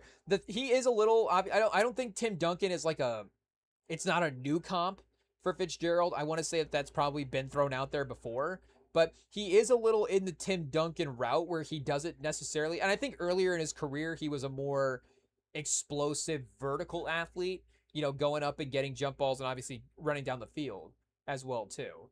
But he never did have like the one major standout trait, because if you're thinking of guys from this era, like Calvin Johnson, I think is like the number one name, and obviously Johnson retired early as well too. So again, his numbers are going to look different because he only played half the years that Fitzgerald did. So if we're just judging the football talent, again, it's totally different. Get the peak of his powers, 1,600 yards, 1,900 yards. Again, you just throw it up to Johnson, Calvin Johnson, and obviously he's going to make the catch. But, again, Fitzgerald had that combo of everything. Like we're saying, he could, outrun everybody's on the go route. He could, actually run the route in the middle of the field as well, too. If you're just chucking up a jump ball, like he's going to win the 1v1, the 2v1 situation as well, too. And, again, like, I guess Rice is a little like that in some ways, where, again, like, you don't necessarily, like, visualize Rice as, like, the crazy athlete or having the, it's like the all-round game receiver, I guess, in some ways. And I almost wonder as well, too, if, like, again, you start ranking the individual attributes. I mean, you can do this across all sports, but I almost wonder if Fitzgerald was a better jump ball receiver than Rice. Again, maybe there's we could do the jump ball receiver rankings again. Maybe Calvin Johnson might be the number one of all time, but we love Fitzgerald's game here on the pod. So he would be one of those guys that again you rank the traits and the talent, like the peak of the powers. Maybe it looks a little bit different in some ways, but obviously the overall career, and you look at the playoff impact as well too. Like the run that he had. Speaking of that Carson Palmer year, we did a rewatch of that game on the pod, so you can go back and check the archives for that. But he had that crazy game against the Packers and carried the Cardinals to victory that year. Of course, it's like we're saying, his impact in the Super Bowl run as well too was definitely undeniable for sure. But because you would say like if you're just like ranking the receivers, like maybe Moss gets ranked over Fitzgerald a little bit more often, and again because of sort of just the the outstanding personality, but maybe he is just a little bit more of a flashy athlete as well too. Like T.O. maybe sometimes get ranked over. Maybe the the teammate stuff there with Fitzgerald. Again, maybe you'd more likely have Fitzgerald in the locker room. I don't know, but and I guess would Moss be the only other guy really that would be? Because I'm trying to look at this list. I'm thinking like who's the all time great receiver that I'm leaving out? It's like some guy from the Steelers back in the day. Who might not like Lynn Swann or something like that. That again wouldn't necessarily be the same level in the in the yards category per se. Can we go like most all pros? For most all pros, let's see, for wide receivers, and let's see if there's a guy that maybe is slipping. So like Lance Allworth I guess has 6 all pros. So would you say Lance Allworth over Larry Fitzgerald? I guess potentially. Tyreek Hill has 5. I guess you could, again, Tyreek Hill, obviously his speed's pretty game-changing as well, too. He is a sneaky, just like rank the football talent, rank the impact.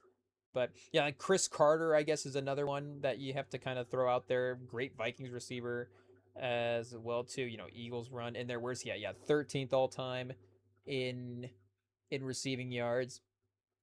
Again, the Colts receivers are great, but I don't know if you throw them out individually as better over any of the all-time guys. And of course, we have the run of guys right now that are going with Chase and Jefferson, but AJ Brown. I guess Chase and Jefferson are kind of the two from the stats that are obviously, really going crazy right now as well too. D-Hop was a little there early on, and I guess Brown obviously at the peak of his powers, is like we're saying some of the best receiver play that you're ever going to get as well too.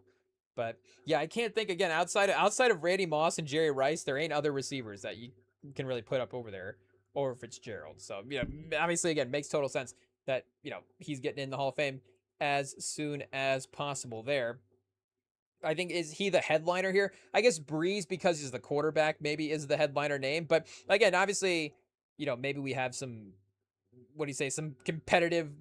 I was gonna say hard feelings. Pause. Ayo.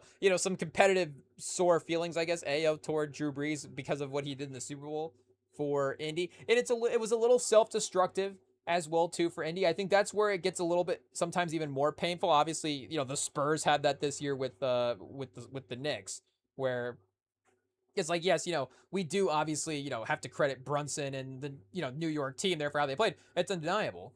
But also, again, the Spurs literally gave up every game that they were in. So it's a little self-inflicted there. It was a little bit like that with the Colts. Obviously, there's the game-changing play to have at the beginning of the half there that, I don't even want to describe too much in detail because it's too painful to talk about. But, again, obviously there's a game-changing first half play there. But even late in the game, obviously, driving, there's a, that pick six as well, too, really seals it. So, a couple self-inflicted areas there that, could have happened for sure. Could have changed the game. But and again for his numbers, like Breeze is like the best. Like is he? Everybody we just compare to Drake, I guess. Is Breeze just the Drake of quarterbacks? Puts up the numbers, never gets the respect of being the top guy. Maybe there's a little. I say he's not Future because Future would be a little like we're not ranking Future as like the 12th best rapper to ever be out there, but he's clearly like one of the obviously there's the big 3, but he's outside of that maybe I don't even know what number I just said there, but the whatever that is. But yeah, he, as I say, he's outside the big three, maybe the fourth. But again, obviously, he could be in the power rankings up over some of the big three members as well too. Like you power rank him over J. Cole at an individual time. I don't know, but again, you wouldn't necessarily like rank him all time, but he would put up the numbers and stuff. But I think that Breeze, or I think the Future would be like more beloved than Drew Brees was. Again, I don't know if it is different for the quarterbacks because obviously you can put up the numbers without having the fans, but again, I think that Future's like one of those. Is like 50 Cent. Like everybody loves 50 Cent, and maybe again 50 Cent would be another one where, and he's obviously underrated on like the rapping ability list for sure. But you wouldn't like, oh, is 50 Cent like a better rapper than Lil Wayne per se? Like you're always Drew Brees like a better quarterback than this player. But obviously, you like look at your numbers and like, oh, I guess there's not like if you're just blind looking at the stat seasons, like there, obviously a lot of stat seasons that you could put up for Brees against any other quarterback, then it's gonna look like the better season because he was the craziest. Maybe a little James Harden esque, but again he got a Super Bowl as well too. Harden never had that crazy. Harden never had like a crazy. I can't even say it. I'm sorry. He never had that situation.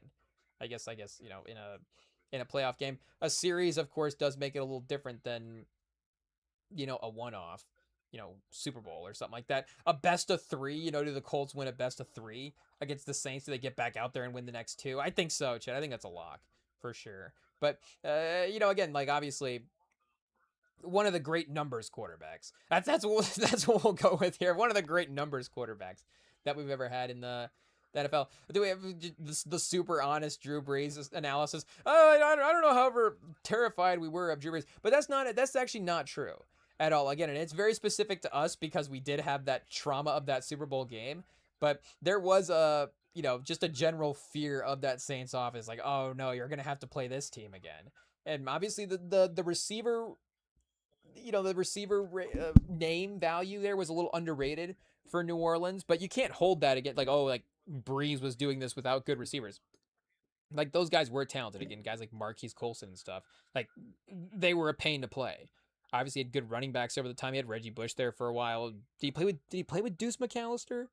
Maybe, I don't know. I forget. Was it like Pierre Thomas? Maybe was the running back when they won the Super Bowl. But and obviously some of the defensive years, and there was that year against the Rams. They had that bad luck as well too. But honestly, to me, that just balances out the year that again they had good luck against the Colts, where one, there's obviously the Bounty Gate situation that happened with Greg Williams. So they just put that bad karma out there. It's like, okay, I don't know if they need, to have good karma calls in the NFL against the Rams, 5 years, a half a decade later, because they already kind of put that bad karma out there with the Bounty Gate. But, they did have that as well too. And again, they obviously had some good fortune plays happen in the game itself. So I think they had their, they had their moment. And like we're saying, it was big for the city as well too. So, for like, what are the sports moments that we would go back and redo that affected us, negatively for our teams? That'd be one that'd be like, oh, well, it'd be tough to take away that Super Bowl from the New Orleans city because of what that meant for that city. Again, it was still, only a couple years removed, obviously, from Katrina at that point. And just, again, the Saints as a franchise, obviously you have, again, a whole sort of, city statewide disaster that you have to recover from as well too. But again, the disaster before that was just the Saints franchise, and just them even thinking about them being like a winning team consistently was a little impossible. So again, there is just like, I guess in a Colts sense of it, the Colts were consistently a little bit better than the Saints were year after year, but just the way that, Manning elevated the Colts to a different level. The way, you see the Chiefs right now putting up their renderings for their new stadiums and stuff. It's like just the different level that Mahomes has elevated the Chiefs. Again, Breeze never quite got the Saints on that type of like A++ marketing tier. Again, obviously, like we're saying, he was in the league at the time with Manning and Brady as well too, so they were at the forefront of the league. But for what he did for a franchise, again, for the numbers that he put up, like obviously Drew Brees, pretty great player, so you do have to give him his credit there. Shout out. We'll give Drew Brees a little shout out, I guess, now that he's going in the Hall of Fame. Even though, again, obviously some of those memories there are a little bit painful to go back and revisit 80,000 pass yards. I don't even know how he was putting up all these stats, chat. It was pretty crazy. But and again, speaking of like not having the defining traits as well too, obviously Drew Brees is another one. If you're just lining up the quarterbacks from NFL history, like he might be the sneaky guy that falls down the draft board a little bit. Like you could take Drew Brees as like the eighth quarterback off the board and be like, okay, that kind of makes sense. Like he was again like as productive as any quarterback to ever play, and he did win in the playoffs. So you can't say that it's impossible. But again, there would be that conversation where it's like, okay, maybe some of the more, what do you say, tantalizing, enamoring quarterback talent would go in front of him, and obviously that would be some of the quarterbacks that have played today as well too. But it's like Josh Allen all time versus Drew Brees. Again, that's a tough call. Like Josh Allen again is obviously he never beat the Colts in the Super Bowl, but also, again, there's that dual threat ability there, just how, quote unquote, how much of the offense he can carry. Again, just like a physically more imposing player, I guess, is just, again, maybe something that you gravitate toward too as well. But, again, Drew Brees was as productive as any of those guys. So it would make sense. If he was, I guess fifth would be a little dramatic. But, once you get out of the top, those definite, again, like the extra physical specimens as well too. I think like Steve Young, Elway, Moreno, again Mahomes now at this point. There is a extra class of quarterback where it's like, okay, again the physicality, the dual threatness, but once you get to like Brett Favre. I mean, Aaron Rodgers is another one. Like Aaron Rodgers versus Drew Brees maybe seems like an easy debate because, like, okay, Aaron Rodgers, a little taller, a little bigger arm, maybe a little flashier over the course of his career, the pinpoint accuracy per se. But, they both do more MVPs as well. But you look at the stats, it's like, okay, season to season, obviously Brees was there. You look at the playoff production, I guess it's like, okay, Rodgers had these defensive moments, but maybe Brees had some of those as well too. So I'm just saying, like, again, me personally, I have less, like I'm saying, less fandom moments to connect to, like I'm saying, Rodgers never beat the Colts in the Super Bowl. So I'm not holding that against Rodgers in that way as well too. I would personally rather have Rodgers on my all-time team just because I'm a petty fan. But if I really want to win, that's a debate. That is a debate for sure. Again, it's not the wrong pick per se to go Rodgers. But I just once you get out of that tier of guys, like Brees is maybe the most volatile quarterback ranking quarterback in NFL history. I think I don't think that is a hot take. Again, a guy like myself, I could be like, we could put like all of the older guys in front of him as well too. It's like, okay, did Drew Brees change the game the way that Johnny Unitas did? Okay, at some point, when are we going to give respect to Otto Graham? Y.A. Tittle? We just got to put those guys on the list before Drew Brees. Or again, you could just be like, I guess Drew Brees is just the seventh best quarterback of all time. Of course, Drew Brees is better than Sonny Jurgensen. Like, yes, which Sonny Jurgensen have done what he did on the Saints. I guess, did Sonny Jurgensen ever did he ever win a championship? I don't know if he was playing in the Super Bowl era. Let's see. Shout out Sonny Jurgensen, 57-74. What a run, chat. Yeah, Hall of Famer, 5-time Pro Bowl, 1-time first team All Pro, and he did win an NFL championship. Hey, I don't know what year that was. Look at him lighting up the stat board. Honestly, probably a better Drew Brees comp than I would have thought going into it. Maybe a little higher on the interceptions. And again, Brees was efficient as well too. He really is one of the most do we say one of our most hated players for rooting against. It is what it is. But like we're saying, that part of that is just the effectiveness as well too. Like he just was a little unstoppable at sometimes. Fortunately, again, some of those 5,000-yard years where you're just like, how do you stop this Saints offense in the playoffs? And it's like, oh yeah, their defense is going to stop them or something like that. Again, fortunately, Brees wasn't able for us to just have this dynasty, because if Brees had mentally just like won through, I just would have stopped watching the NFL. I'd be like, I'm done. I can't watch this anymore. That Super Bowl was too painful. It was even more so, honestly. And of course, the guy that we say the guy, I guess we are using Brees' name here pretty freely, but we're talking about him for the Hall of Fame. But the guy obviously that hit that corner three against San Antonio in the finals. We all know who we're talking about. He did make a movie with Denzel Washington. So if Drew Brees had made a movie with Denzel Washington, there would be that extra, I guess, likability there. It's like, okay, I guess, at some point, it's like we are going to have He Got Game on. I guess, it's like there is that, we have to be at least like 2% okay with, having Ray Allen on the TV. It's like, it is what it is. Again, we can't be totally against it. We're going to take this whole Denzel movie out of rotation. But, again, Brees never made the movie with Denzel. So I guess Man on Fire would have been a little too early. I'm trying to think what Denzel movie could Breeze have cameoed in? Like an Equalizer? Maybe did Denzel ever do a movie set in New Orleans? I guess of course Focus was in New Orleans. Will Smith, hey, we're not getting confused. I'm just thinking of, New Orleans center movies. I guess again, Out of Time is in the South, but that's like 2003. So Breeze wouldn't have quite been around yet at that point. Unstoppable, Book of Eli, both 2010. I guess Drew Brees and Book of Eli would have been interesting because that's obviously like post-apocalyptic. Where is Fences in like Philly or something like that? Where is this set at? I'm trying to think here. Oh yeah, Pittsburgh. I would say I think it was set in Pennsylvania. So I'm trying to think because Breeze went to college in Purdue, but this was set in the 70s. I was 16. It's not made in 16. Yeah, 1957. Okay, so I guess Drew Brees wouldn't have been playing quarterback then. Othello, Drew Brees, but I guess Drew Brees doesn't have to be in a period piece, right? He could just be. It could just be a cameo. It doesn't It doesn't have to be necessarily. Drew Brees is like, oh, he's just a guy in Malcolm X.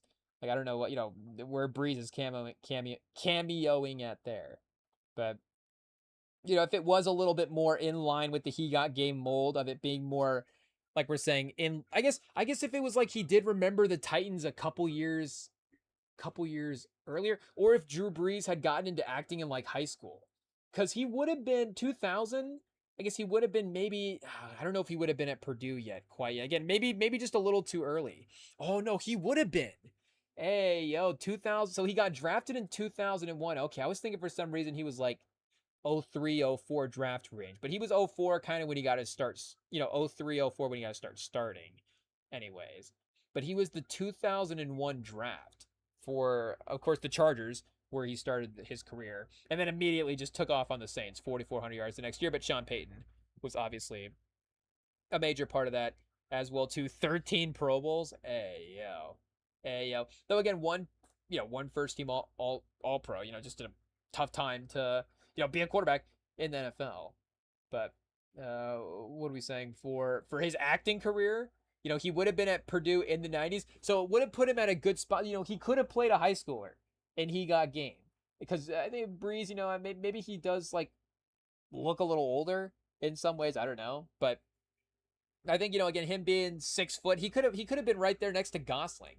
Hey, 2000 Drew Brees and Ryan Gosling, and remember the Titans, and then maybe again Drew Brees would be a little bit higher up on our likability list, but because he's not, I don't know, maybe he cameos in like J. Roman Israel Esquire or something like that. The Little Things, I guess. Yeah, we're not begging for the Drew Brees cameo, but that would help him, ease some of the painful sports memories that he has caused. I guess, the trauma that he has caused to Indy fans. Again, obviously he helped heal New Orleans, but they don't talk about that. They don't talk about the trauma that he caused to Indy fans for that Super Bowl. Just getting to the Super Bowl would have been enough for New Orleans, right? They didn't even have to win it, but it is what it is. And again, we're just upset because it was against our team, but like we're saying, I think that is true. I'm trying to think of who else would be in that list, but I think that I think what we were saying for true, I think it would be true that Drew Brees would be again the most volatile ranking guy, because I think again like Brett, like how low are you going to rank Brett Favre on a quarterback list? Like I think at some point you're just gonna by default put him on the list, but like we're saying, somebody kind of has to get sacrificed. But there is going to be names that, again, with the amalgamation of all of the eras, if that's a good way to say it, there is just going to be a name that has to kind of fall down. So it's like, okay, are we going to prioritize the stats for the new guys or the impact for the older guys and some of the championship stuffs, and how's that look? And he kind of, Breeze is kind of just right in the middle there, where again, it was like, never consistently the top MVP guy year to year, but his stats were clearly, better than all these other guys that ever played. And, again, Pro Bowl time and time again. I would say a little Russell Wilson-esque, because Russell Wilson is like, a decade worth of Pro Bowls as well, too. A little underrated in that sense. And obviously has the one Super Bowl in, Seattle. Different storyline, winning it earlier in his career. Obviously, Breeze a little bit more in the middle of his career. Yeah, Russell Wilson is at 10 Pro Bowls as of right now. I guess, again, the opposite, obviously, kind of having the run to start versus Breeze, had a couple of years warming up and then, took off going crazy with his run. but never quite won the MVP as well too. Pretty highly rated offensive player of the year voting multiple times, and never quite had the stats as Breeze as well. So that's kind of the thing that you go back and doesn't necessarily hurt Russell Wilson. Again, Russell Wilson's gonna be a Hall of Famer. Hey yo, but again, maybe Wilson would be in the honestly he would be in the quarterback volatility rankings as well too. I guess that would be an interesting, like we're saying, who are the quarterbacks that have the largest margin of ranking? Again, like, but even Unitas, like, are you going to drop Unitas outside of the top 15? Like, maybe you do just modern times, or maybe you do your rankings like Super Bowl era quarterbacks, because obviously, Unitas in the Super Bowl era itself, those were kind of the last couple of years of his career there in some way. So, again, like the Bradshaw, Staubach 70s, Fran Tarkington, start with some of those guys as well too. But either way, again, obviously, like we're saying, one of the greats to ever do it. Who else do we have left to chat? Luke Kuechly and Roger Craig, the great Luke Kuechly. Obviously, we mentioned Calvin Johnson earlier. The story of Kuechly is similar, where he does, retire early as well. 7-time Pro Bowl for our guy Kuechly, 5-time All-Pro, chat. Hey, yo, it really is just like if Mahomes just retired right now. Again, obviously different from the linebacker being able to get the team to the Super Bowl, kind of the same impact that the quarterback is, obviously, but just in terms of the domination at their position, the way the Mahomes, again, those first 7 years, it was kind of undeniable. Obviously Kuechly was like that as well too. Aaron Donald in a sense as well. Again, maybe Donald gets a little more respect than Kuechly does. I think Donald is a little bit more of just, do you say a better defender? For sure. Again, that's obviously just a broad blanket statement. But I think I might, tend to take, and that's, a pass rusher thing as well too, but I might lean a little bit more Aaron Donald in a fantasy draft situation than Kuechly. And again, that might be, we taking Aaron Donald in this round and then Fred Warner in the next round. Like, again, just I guess depends on how you, want to build a team in that sense as well too.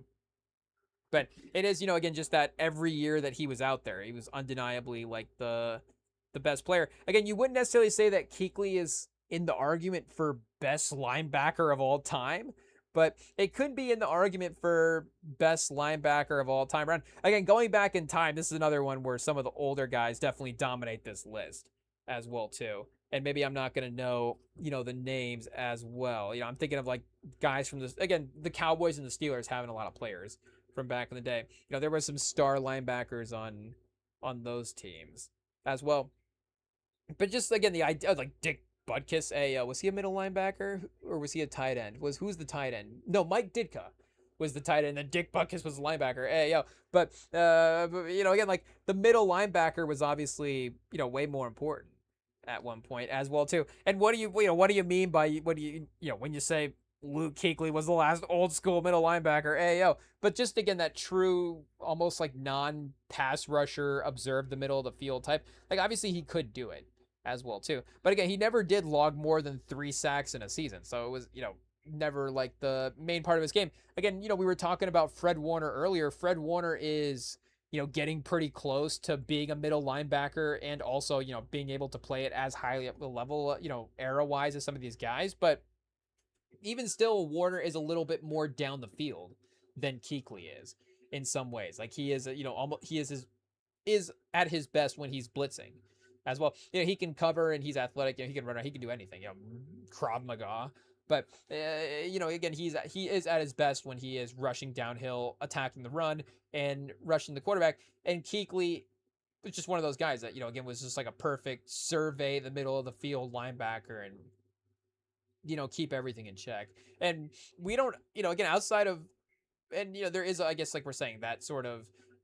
And it's not just the lost interest in the linebackers. Like the linebackers have changed as well too. Like I don't even know what the linebacker was before this, if that even makes sense.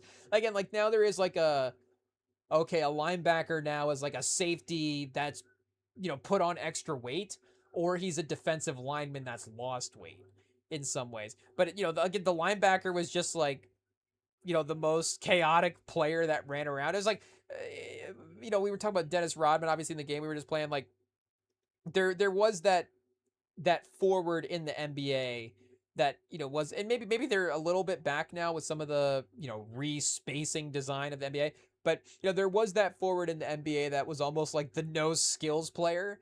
Like it seemed like you could have at one point like one no skills player out there. It's like this guy's just gonna be out there. He's gonna run around. He's gonna get rebounds. He's gonna play defense. Like he can't really do anything offensively, but he plays with a lot of effort and he's really athletic. So it's like throw him out there. And that's a little like again you wouldn't say a middle linebacker is a no skills player. That's obviously not true at all. Again, the IQ that they were literally like the quarterback of the defense in some ways.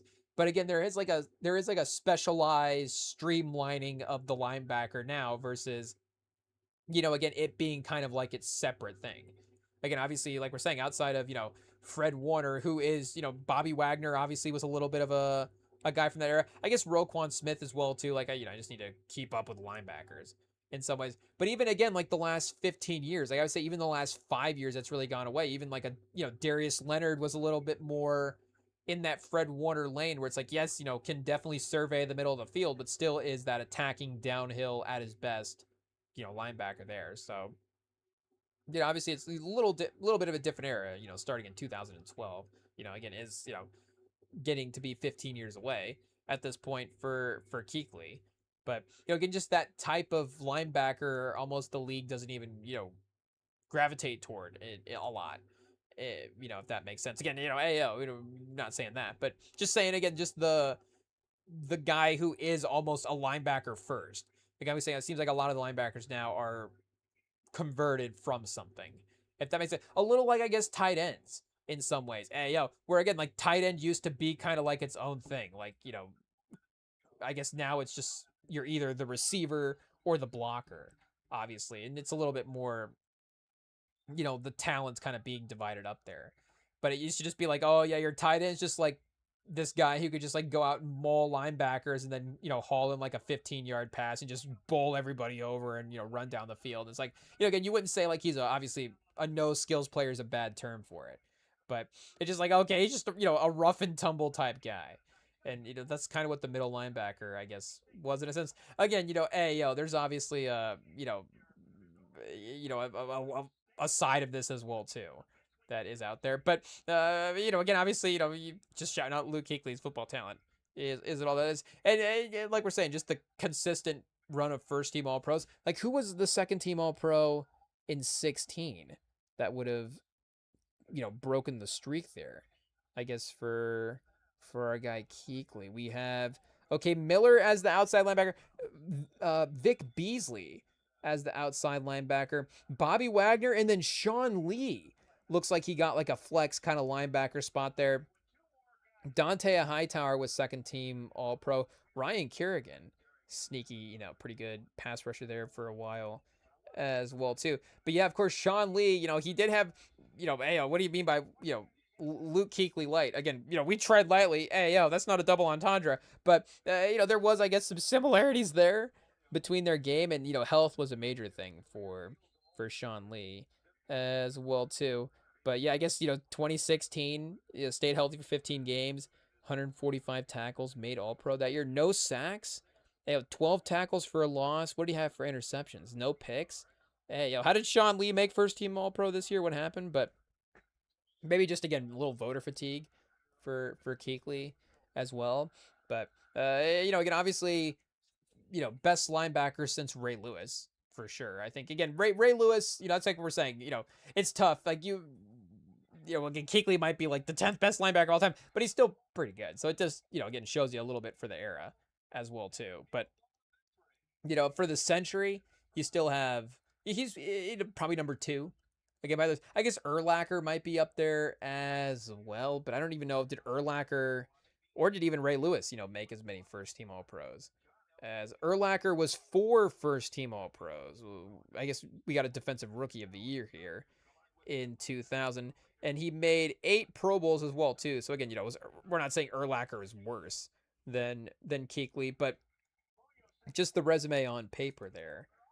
Again, there is some awards love, and again, it is era, like we're saying, as well too. And then Lewis, you have 7-time first team All Pro and 2 Pro Bowls, and 2 Super Bowls as well too. Again, obviously those Ravens defenses ascended to some crazy levels. I mean, if Luke Kuechly had Ed Reed, would he have won 2 Super Bowls as well too? It definitely is a possibility.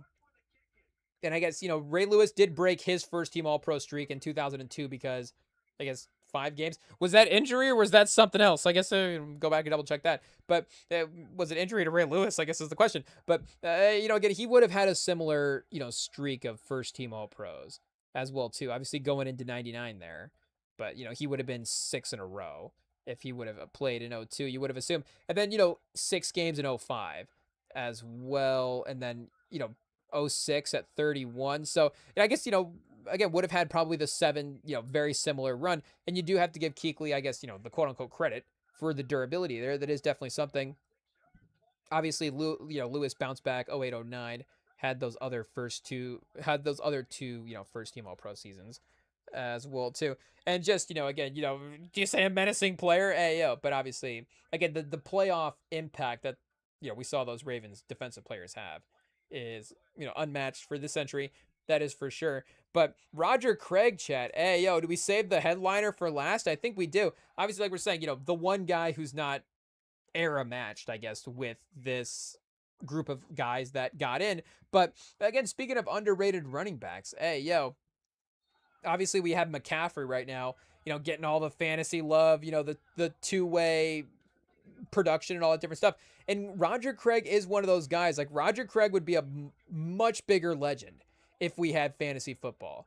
That is for sure. I think maybe, again, you listen to these old timers talk about how they used to play fantasy in the newspaper. I'm sure there was some version of fantasy in '83. Like, let's see. When did fantasy football start? Like the 72, 1962. The first fantasy football was first conceived in 62. The first official draft was 63. It was created in a New York City hotel room.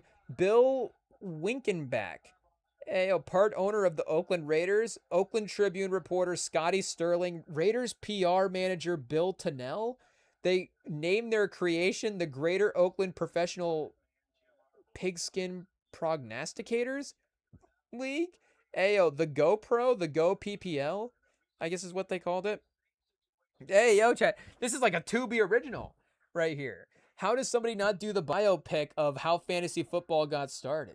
We have Bill Winkovich, Scotty Sterling, Bill Tunnell in a room. It's like the Guardians of the Galaxy. You're like, who are these people? Why would I care about these people? But by the end of the movie, they're like, oh, I love these guys. The guys that started fantasy football. Look at what they did. I feel like we've had movies about more random things. I mean, I guess maybe like the founding McDonald's wouldn't be more random, but didn't Michael Keaton play like the founder of McDonald's in a movie? Like we can't play we can't have somebody play the founders of fantasy football in a movie. The founders established the rules on a road trip and held the first historic draft in Winkenbach's Oakland basement. So Winkenbach's the Zodiac. Not a lot of people in California have a basement. Winkenbach's, I do. We can go do our draft down here, and everybody's like tense at the bottom, like, oh, do our picks quick so we can get out of the Zodiac's basement. But it said George Blanda was the first overall fantasy pick ever. George Blanda. There you go, Chad. A little trivia for you. I feel like that's not even a trivia question. I feel like we've just invented one. Who was the first ever fantasy draft pick? George Blanda. It says the manual era for the first 2 decades, scoring and stats were calculated entirely by hand. Of course, from the newspaper. 85.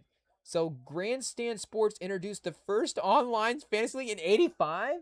Oh, so they would have had Roger Craig drafting in fantasy. Obviously, we know the way that fantasy impacts the modern football culture is different now. So even though the fact that they had fantasy football in 85, it's, again, would have been a more diehard thing. And the way that, like we're saying, that affected player value would have been, I think, I'm guessing a little bit more on underground value. I should stop talking like, I'm just, that's my guess looking at it. But, you guess about history. It turns out you don't really know anything. Again, we were like, oh, they invented fantasy football in 2011. But the Fantasy Football Index first magazine in 1987. They launched a magazine. So again, I'm saying it's underground in the 80s. There's a magazine. But, it can still be a niche with a magazine, obviously.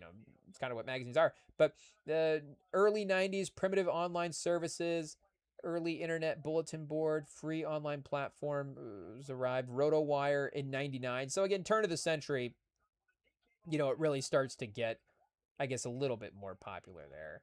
And then 2000 to present, major networks start to popularize digital leagues, turning the pastime into a multi-billion-dollar mobile and social media culture. But 1969. Oh, wait a second. We have a different sort of version of it here. I saw a different name. There was an Andy Minipolopoulos. I don't know exactly what that name was I saw there, but something maybe in 62 that happened before the Winkenbach Zodiac draft. Hey, yo. Like, oh, I'm going to name my team the Aries Killers. Someone's like, oh, don't go into that guy's basement. But yeah, so yeah, maybe we basement Zodiac Killers. I guess we got to probably not have that as our team name for this year. But because I guess who do we draft? Because like we said, we like to tie our team name to a player on our team. So I don't know who can we draft in the NFL to be the Zodiac, I guess? I don't know. Is there a Zodiac? Is there a player with a Z in the NFL right now? I guess let's just type in Z to the player search and see what we get here real quick. Zach Thomas, the Zodiac Killer, Zach Thomas. I don't know if that's, I guess he's retired. Zadarius Smith, maybe Zach Allen, Zach Ertz. See if we got that more at like the peak of his powers. Zach Ertz, get the tight end, the Zodiac Killer.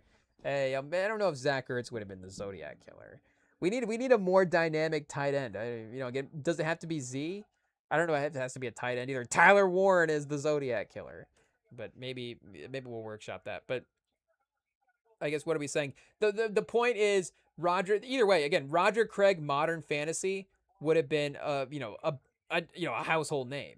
Hey, the two-way impact was crazy because again, you're talking the first guy ever to have the 1,000-yard rushing and the 1,000-yard receiving in the same season. 1985, again, probably why fantasy is being invented. The hot take is Roger Craig invented fantasy. Hey, but 214 attempts, 1,050 rush yards, 9 touchdowns in 85, 92 receptions, led the league in receptions as a running back. In 1985, we have to double check that. I mean, it's bolded out right there, but that's incredible. I mean, again, you would have still had, I guess, was Rice maybe was he the 85 draft? He may have been right after that, 85, 86, just starting to enter the league at that. But what am I even looking for here? Just player stats. Here we go.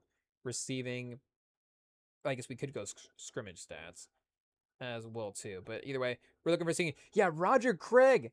Number 1 receiver. They have him listed at fullback as well too. Somehow didn't make first team All Pro, I guess, this year. They have him listed at second team All Pro. I guess because again, it's like, is he going to be the first team All Pro running back or the first team All Pro receiver? Maybe he couldn't be like number 1 at either. Kind of vaulted his own votes there in some ways. And again, I don't know if this is the best era of receiver the league has ever seen, but it does show you that again, Roger Craig was still able to be the number 1 guy.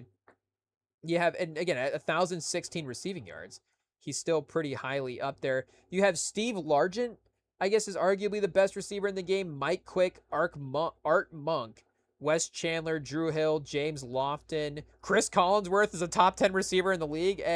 Tony Hill, Lionel James, Roger Craig, and then you got Mark Clayton as well too. Todd Christensen, Eddie Brown wins Rookie of the Year. So what other receiver, again, what other running back made first team All Pro this year? How do you put up 2,000 scrimmage yards and not be on first team All Pro? I guess 80s running backs would have been, who was the league leader? Oh, Marcus Allen. Oh, he had 1,700 rush yards.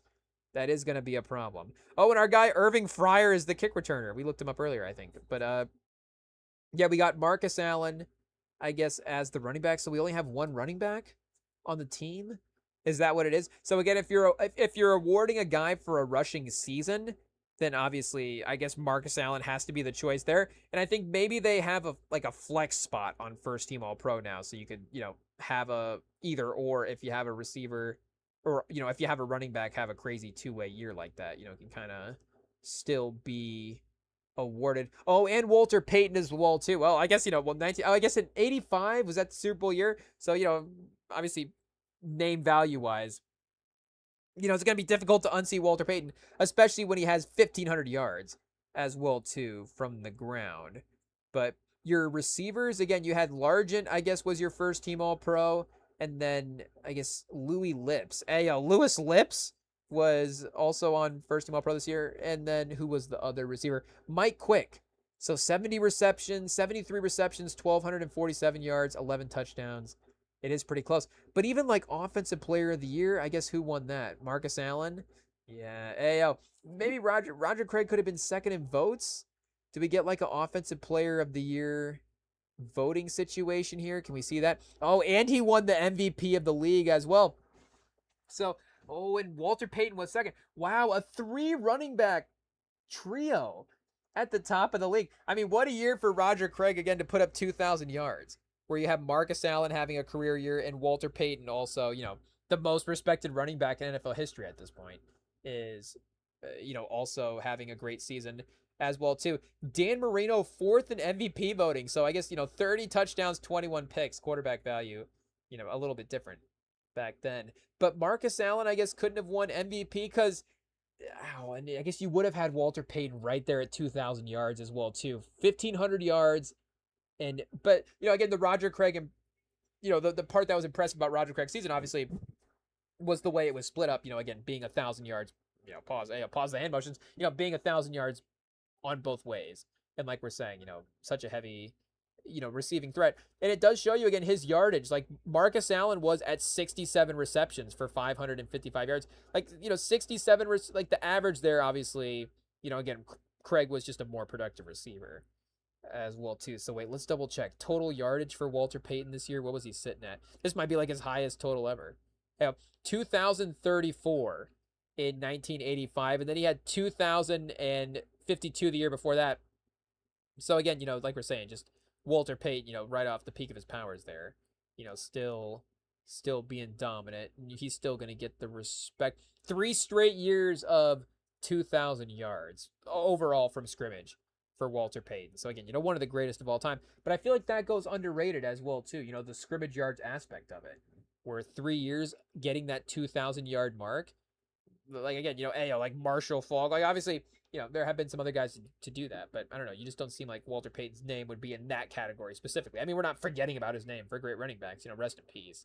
But, just a way to categorize it as well, too. But you would have had, 9 rushing touchdowns and 6 receiving touchdowns as well, too, for Craig. So 15 touchdowns to Marcus Allen's 14. Again, Marcus Allen still probably more yards because he is also well over 2,000 yards this year as well, too. So is this the best running back year of all time? Hey, I guess, here, let me go, because we can pull up the scrimmage yard leaders here and then sort it by year and see if we ever had a year like that. I guess where, we had as many other running backs going that crazy. Let's see here. Passing, receiving, rushing, all-purpose is what we won. Single season, all-purpose yard, or yards from scrimmage, I guess. Maybe it's a little different. Oh, yeah, because all-purpose is the kick returner yard. So Darren Sproles, the most productive season of all time. And, shout out. But I think we are going to not include kick return yards for this, just to see what the different seasons look like here. So, again, you got some different individuals. Chris Johnson, Marshall Faulk, I guess McCaffrey's up there as well, too. So McCaffrey and Bijan both did get 2,000 yards from scrimmage. Henry and Barkley in 24. Again, we're looking for years of multiple 2,000 yard from scrimmage guys. And it doesn't have to be just running backs, but it is mostly running backs. Again, receivers don't usually get enough rushing yards to get 2,000 yards from scrimmage. But, again, obviously we're looking for that first 2,000 yard receiver overall. Gurley making the list. We have a DeMarco Murray, Le'Veon Bell, both of them over 2,200, which is pretty crazy. Again, they're really cooking that year, but we're still at 2, I guess, technically. Okay, 2009, Chris Johnson and Ray Rice, both over at 2,000 yards. Again, Chris Johnson the most at 2,500 that we've ever seen there. Okay, wait, is this 3? 2006. Oh, we've got 4, 5 guys in 2006. So 2006, I guess, has to be the best running back year of all time. We've got Steven Jackson at 2,300 yards. LaDainian Tomlinson at 2,300 yards. Larry Johnson, shout out, 2,200 yards. Frank Gore, 21.8. And then Tiki Barber, 21.27. So, I guess the name value is pretty close there. Again, Marcus Allen, Walter Payton, and Roger Craig. Steven Jackson, obviously great. You have one Hall of Famer versus three now. I think Frank Gore will get in, so you'll be 2-3 there. Though I don't think Larry Johnson will. Again, Steven Jackson might, and Tiki Barber might. So maybe like 2.5 to 3, three Hall of Famers. But in terms of the productivity of the season, the most yardage there, I guess amongst the top guys, 2-0 for 2003, we've got LaDainian Tomlinson, Jamal Lewis, Amon Green, Deuce McAllister, and Priest Holmes. So another five starting lineup, I guess, of guys getting 2,000 yards. I think the name value of 2006 is a little bit better, though. I don't know. Priest Holmes, LaDainian Tomlinson as your top two is pretty dynamic. But, again, shout out Jamal Lewis, Amon Green, Deuce McAllister, all super underrated as well, too. Oh, here we go. Priest Holmes, Ricky Williams, and LT again. LT again being the dominant 2,000 yards every year. So you have 3 in 2002, 2 in 2000. Okay, 3 again in 1998. Jamal Anderson, Garrison Hurst getting into the mix as well. Marshall Falk, Terrell Davis, Jamal Anderson, and Garrison Hurst. The 4 guys to get over 2,000 yards in 1998. Oh, 3 times in 92. So, here we go. Oh, Barry Foster maybe is drag it down a little bit. But no disrespect, but Thurman Thomas and Emmitt Smith is a pretty powerful 1-2 combo right there. Again, 2 Hall of Famers, 2 all-time greats. And then 1988, another Roger Craig 2,000 yard season. Roger Craig, Eric Dickerson this time, Herschel Walker, all getting that in 1988. And then 1986, I guess the one that we started looking at, we have Walter Payton. Oh wait, there's Walter Payton. 85. Marcus Allen, Roger Craig, and Walter Payton. I guess 84 as well, too. Eric Dickerson, James Wilder, and Walter Payton. Is James Wilder an author? Maybe, but 3 guys there. Eric Dickerson, William Andrews, and Walter Payton. We just have one random guy each year getting 2,000 yards. James Wilder, William Andrews. Hey, shout out. And then maybe it slows down a little after that. Okay, so wait, let's see the years that we got here. Again, a little more common, obviously. We haven't done the research yet, but now that we've done it, it has happened, obviously, multiple times. 83, 84, 85, 88, 92, 98, 2002, 2003, and 2006. So 9 times it's happened in nine different seasons in NFL history that a player had, or that the league has had 3 players or more of 2,000 scrimmage yards. Does that make sense? 9 seasons where 3 players have had 2,000 or more scrimmage yards, with 2006 maybe being the best. But again, that 98 season of, I guess, Falk and Davis is pretty strong as well, too. Jamal Anderson, Garrison Hurst, and then the Thomas, Emmitt Smith. I don't know. I think Craig and Peyton and Allen do have a case because, again, they're all 3 in the Hall of Fame. And you have all 3 of them winning Super Bowls as well, too, being playoff impact guys. So, again, his name just gets lost in the shuffle in terms of, like we're saying, the great stats, the great productive guys. And we're just glad that he made it in the Hall of Fame as well, too. Yeah, Offensive Player of the Year in 88, 3-time Super Bowl champion. So, again, his playoff impact was definitely felt. The 89 playoffs, look at this, 62 carries, 288 yards, and 3 touchdowns. So definitely, and I think Montana would have been the MVP of the league this year as well, too. So you're still, obviously, Montana's producing at a high level, but this would have been more, I think this would have been his last Super Bowl as well, too. So 3 here, again, for Craig. I don't know exactly what year he went to the Chiefs. Let's see. Montana's career, 79 to 94. So let's see. He went to Kansas City he played in 1990 in San Francisco, then injured his elbow in 91, played only 1 game in 92, and then played the 2 games in Kansas City after that. So wait, did they win no, they didn't win in 92 because he was quarterback for 4 Super Bowls, right? Or did he only quarterback 3? Hey, a little Joe Montana fact check here just to see what we've got going on. I remember correctly. No, he did quarterback 4 Super Bowl teams. So 81, 84, 88, and then 89. They won the back-to-back there. And, I guess just this offense in general, would this have been the peak of their powers?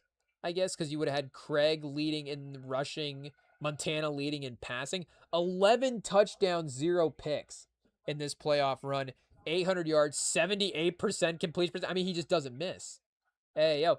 So the 89 49ers, I guess, got to go up there. Again, obviously, this is probably not a hot take, going back and looking, but especially after what the Seahawks run just did. So imagine the Seahawks run, but all of these guys now then go down as like the greatest in NFL history. But again, this would have been on the other side of that run a little bit as well too. First all time in offense, or first all time, first in the league in offense, third in defense. They won against Minnesota in the divisional round 41-13. They won against the Rams 30-3, and they won against the Broncos 55-10. So can we? Is there like a playoff NFL playoff? Maybe the Eagles were up there as well too in that one year. But playoff scoring differential, I guess since 2000, all time. Let's see what we got here. And I guess maybe there would be some blowouts where you don't have to win the Super Bowl to be all time in scoring differential. But the 1940 Bears, I guess, okay, this is the largest game scores by largest point differential by team in a game. No. We're looking for point differentials. But this might have to be this might be a piece of research that we do on our own, honestly. We might be doing this at the restaurant tomorrow at work, is just banging out point differentials for Super Bowl champions and see what we get there. Because that is pretty crazy, obviously. That run, I guess, we could do the math for just this year and see. Did the Seahawks play like an extra playoff game in there as well too? But let's see. 41 plus 30 plus 55. We got 126 for the Niners. 13, 3, and 10. Hey, we just do that in our mind probably. But 26. So, I mean, easy enough. 100-point differential for the 49ers there in the 89 Super Bowl. Let's go to the Seahawks. Obviously, the next best team of all time, the 2026 Seahawks that just won the Super Bowl. But, they did have a couple of, again, impressive performances as well, too. People were definitely giving them credit there. 41-6. 41, let's see. I guess we'll go back and check the Eagles because maybe they did score more points in those two games. But 41 plus 31 plus 29. We've got them at 101, so, pretty close, but still 25 points off at this point. And, the point differential is not even going to be, in the same tier. So, 46 points. Still pretty good as well, too. 46 points allowed, again, to 101 scored, plus 55. But the 49ers in 1989 are double as good. So, wait, let's go to the Eagles like we've said multiple times here and see. Because, the Patriots in 07 would obviously be like the other, the Brady team to think of. But, they didn't end up winning the Super Bowl. So, if we're just being technical about that, that would be the qualifier there. I think 24 is the year that we're looking for. So they won the Super Bowl 40-22 that year. 18-3 was their record. Again, roster to roster, we look at it, maybe it's a little different. And those last two games were the peak of their powers. 55-40 were theirs. So they did have the benefit of the extra playoff game. As at 14-3 in 1989, they would have probably had a bye, though we could go back and double check that as well too. So again, their 22 points in the wild card round is a little bit of a bonus. We could just calculate the 3 games instead of the 4, but we will be fair and give them credit for all their performances. So they scored 145 in this playoff run. Though that still does show you, I guess, what they outscored them by 26, right? So I guess they did still do better in the 3 games, right? 28 plus 55 plus 40 puts them. Oh no, see, 123. So they're at 123 to the 49ers 126 from 1989 if we just go for the divisional round, conference championship, and Super Bowl. And again, if we make the wild card game like a bonus. Now, if we go point differential, which, again, they get the extra game, but that is a little more, even there across. We got 10, 22, 23, and 22. So they were a little more consistent, again, I guess, in points allowed. Anyways, 77 points allowed. So wait, how many points did they give up? 145 total points scored, I guess, in the 4 games. minus, what do we had? 77. 68 point differential to the 100 point differential of the 49ers. So again, the 49ers in 89 this year looks like they're pretty solidly in competition for the best team of all time. Again, considering, the results of the season as well too. Again, maybe a Dallas Cowboys team would be in there as well from this 90s run, especially if we're just putting the names on paper and going, oh man, look at all of the guys on this team. Like, that's just one of the most impressive, name value rosters of all time.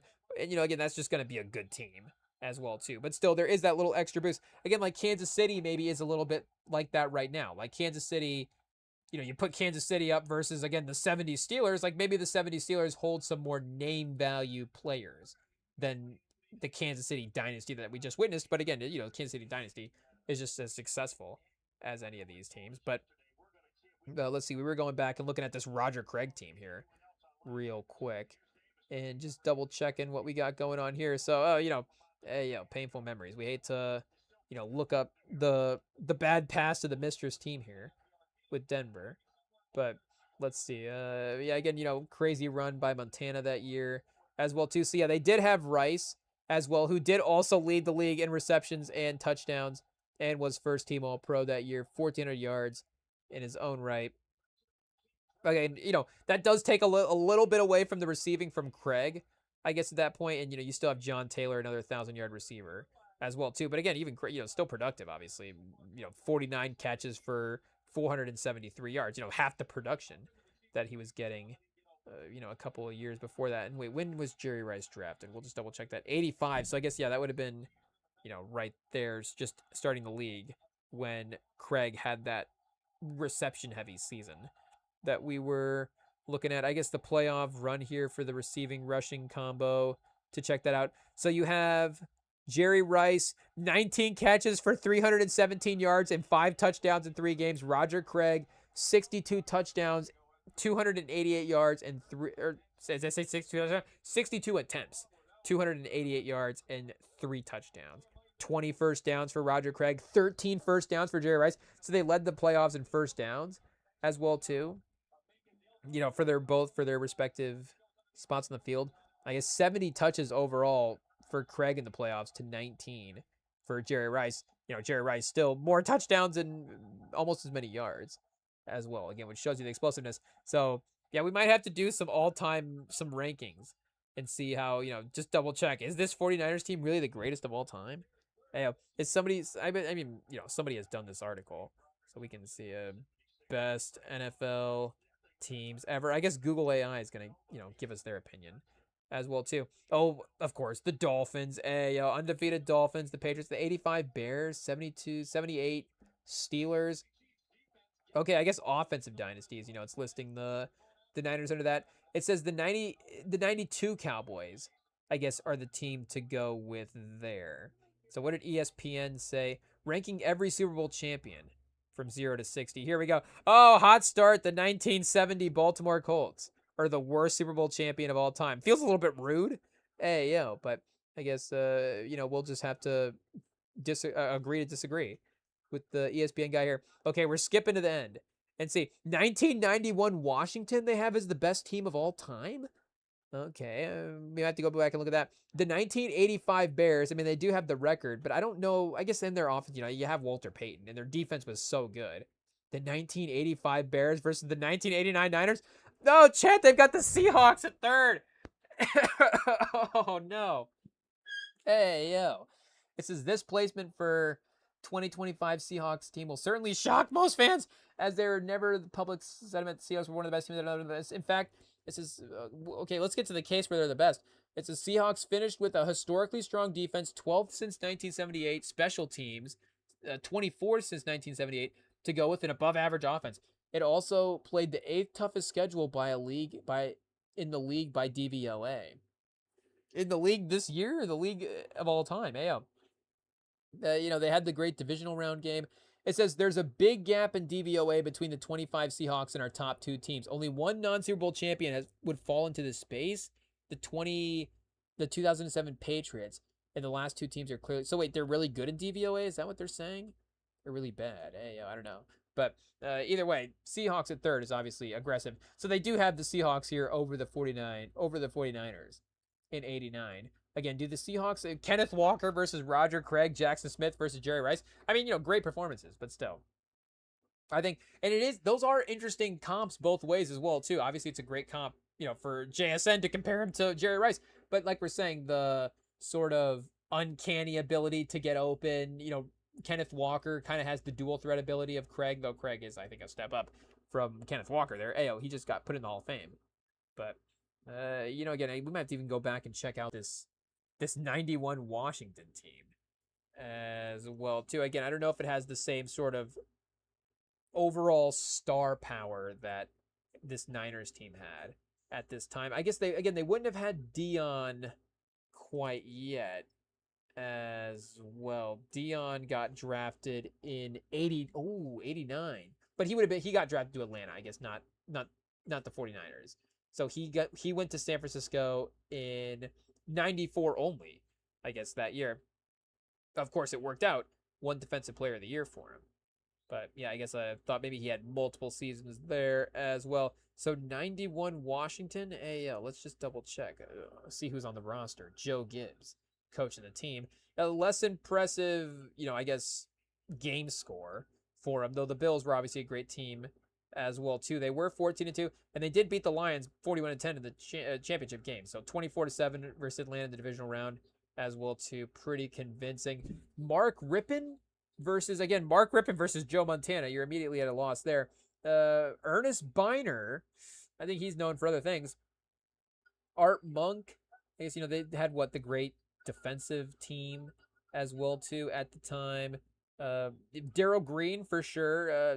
Wilbur Marshall, 6th in Defensive Player of the Year voting. I guess Mark Rippon maybe being this high in tackles is probably not good, but I guess Ernest Biner also listed defensively as well too. Who was their sack leader? Charles Mann, 2nd team All-Pro. Yeah, I think again this was probably a great unit together, but not to do the rankings for him. But again, shocking to see how good that Niners team was back in the day. Again, Roger Craig, obviously a major part of that as well too. So shout out to the 2026 NFL Hall of Fame class for this year. We do have, I guess, a couple of more things to get to quickly before the rest of the live stream. So don't go anywhere, chat. We've got some random news and notes to wrap up the Sunday edition right after this.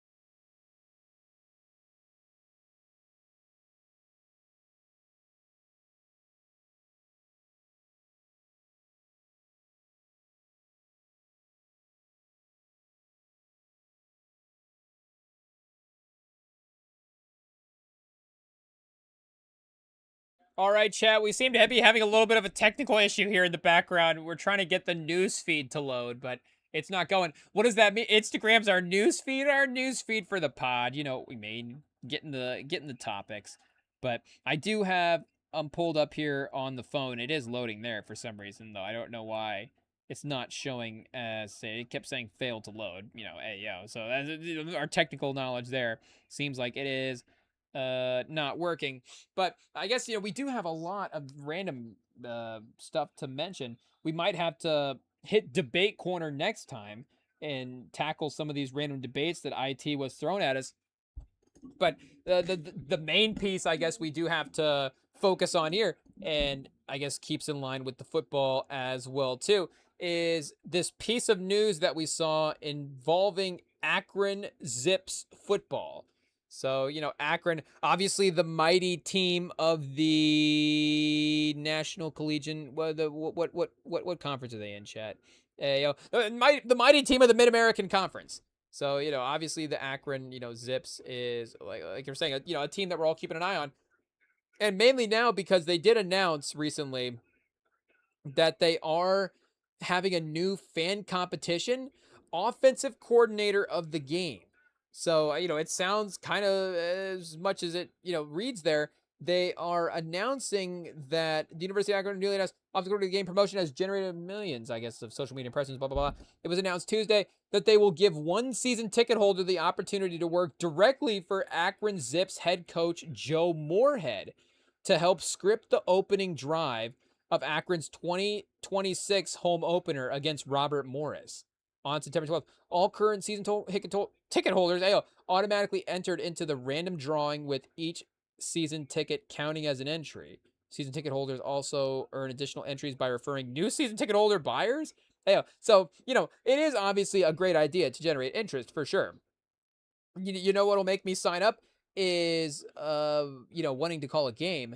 That is for sure. I don't know what this is here. It says the promotion has attracted some familiar faces across the sports world. Dan Katz and Dan Dockich. Hey, whoa, okay. I don't know. Do we keep going down this path? I don't know why. Why it only attracts the MAGA people in the sports world. Hey, yo. But so I don't know. We have to look into what's going on with Akron here. I don't know why those are the two names that are the only ones that are brought up. We don't have anybody else that's decided to buy a season ticket for Akron. Hey, yo. But it says, after considering ways to generate excitement, blah, blah, blah. But, the point is we got to script this drive for them is essentially what we're thinking. We could obviously cook up our own plays, but we could, we could just use plays that already exist as well, too. So I think the way to do this is to go to the Madden database and pull plays out of here. We need to find, I guess, the right playbook as well, too. We could use our Colts playbook for sure. I guess I don't even know what site has the best playbook sorting here for Madden. But shout out to acemadden.com, I guess, is what we're currently on right now. We could also use the 49ers. We do like Shanahan's offense as well, too. I'm trying to think, just for us. It's not even about maybe even success, just visually, what play calls do we like? Hey, yo. Shanahan won, and that is about it. I tell you what, chat, there's not a lot of other great play callers in the NFL. Andy Reid. I guess you got Andy Reid. You got Kyle Shanahan. You've got... who else calls good plays, Chad? I tell you what, if we're really just we have to have this person call a play, it kind of just goes down to those two. I guess McVay as well too, but outside of the basic picks, there really isn't a crafty one. It's the Titans offense, they sneaky have good plays. They just don't, Callahan, he just doesn't have the personnel. I don't know if that is the case. The Texans offense a couple years ago, was really great with Slowick, but it definitely has slowed down, I guess, since then. Ben Johnson, I guess, Ben Johnson does a good job. Again, I don't know if I've gravitated visually to the play style and the play designs of what Ben Johnson has done to the, what Shanahan does in San Francisco. Again, I don't even know how to describe these things. These are just subconscious things you just watching as a fan. You're just I just like watching what that team does. Hey, yo. So, again, it's either got to be Shanahan or our own team, Indy. as well too. I guess we got Indy pulled up right now. I feel like for Akron, we got to know what Akron's offense is as well too. Akron's offensive scheme. Let's see what they run for 2026. They run a modern spread offense heavy on run pass options, inside outside zone runs, and streamlined formations. Head coach Joe Moorhead builds his system around doing simple things with extreme speed and physicality and execution. Sounds like a good idea there. Less is more. Core philosophy, according to the Google AI. Is this how teams just do scouting now? They're just like, what offense? They just ask Gemini, what offense does Akron run? And they just game plan that way. You still got to watch the film, buddy. But limits the total volume of personnel groups and formations so that player can line up fast and play confidently without thinking. Relies heavily on 11 personnel to stay in multiple formations without substituting. Uses tight end driven RPOs and boundary reads to put apex or force defenders in immediate conflict. So that would be like those hybrid linebacker safety type of players, I think is what they're trying to target there. Just like those athletic game wreckers that you have in college football. And the run game anchored by inside zone counter gap trap plays mixed with read options. Features pre-snap access throws, post-snap glance, or flat corner reads off of end man line of scrimmage. It's incredible how much you sit here and you think like, oh, I watch a game, I know exactly what I would do when I'm out there. You just got to get that guy to run to that spot and do that thing, and then you're just like, okay, I know nothing about football.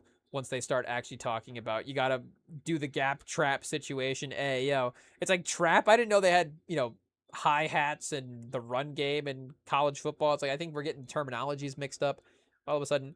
The RPO game features pre-snap access throws and post-snap glance or flat corner reads off of the man line of scrimmage. It says in video games you can review the virtual setup, blah, blah, blah, blah.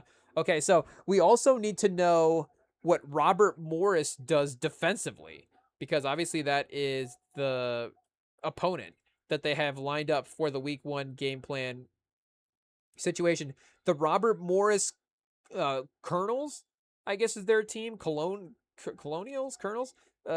Robert Morris football defensive scheme. Let's see what they run here. Not like we're going to be able to, cook up the game plan to beat the Robert Morris defensive scheme, but the Robert Morris, because we can't even say their name, the Colonels football team traditionally utilizes aggressive multiple front defensive schemes, often deploying a base 3-4 alignment designed to generate heavy pressure through linebackers and edge rushers while maintaining strong assignment sound pass coverage on the back end. So strong coverage on the back end, I think, is always something that they teach in college. That is for sure. But the base front employs a 3-4 defensive structure, utilizing 3 down linemen, 4 linebackers to confuse blocking schemes. Relies heavily on explosive play from linebackers and edge rushers, helping them rank among top FCS units in sacks and tackles for a loss. Emphasize communication and tight coverage skills, enabling defensive backs to jump route and convert high turnovers, and then manage defensively under Marshall Cooper, I guess, is their defensive coordinator at the time. Football scouting report, Robert Morris. This is from St. Francis University in 2017. They just posted the scouting report. This is kind of cool. Flashpoints. FS host Robert Morris Saturday homecoming. Robert Morris 2-5. So this is just, I guess, like an article write-up. It looks like. I thought maybe this was like the bulletin points, like their weakness is this, their strengths are this, type stuff that you see sometimes.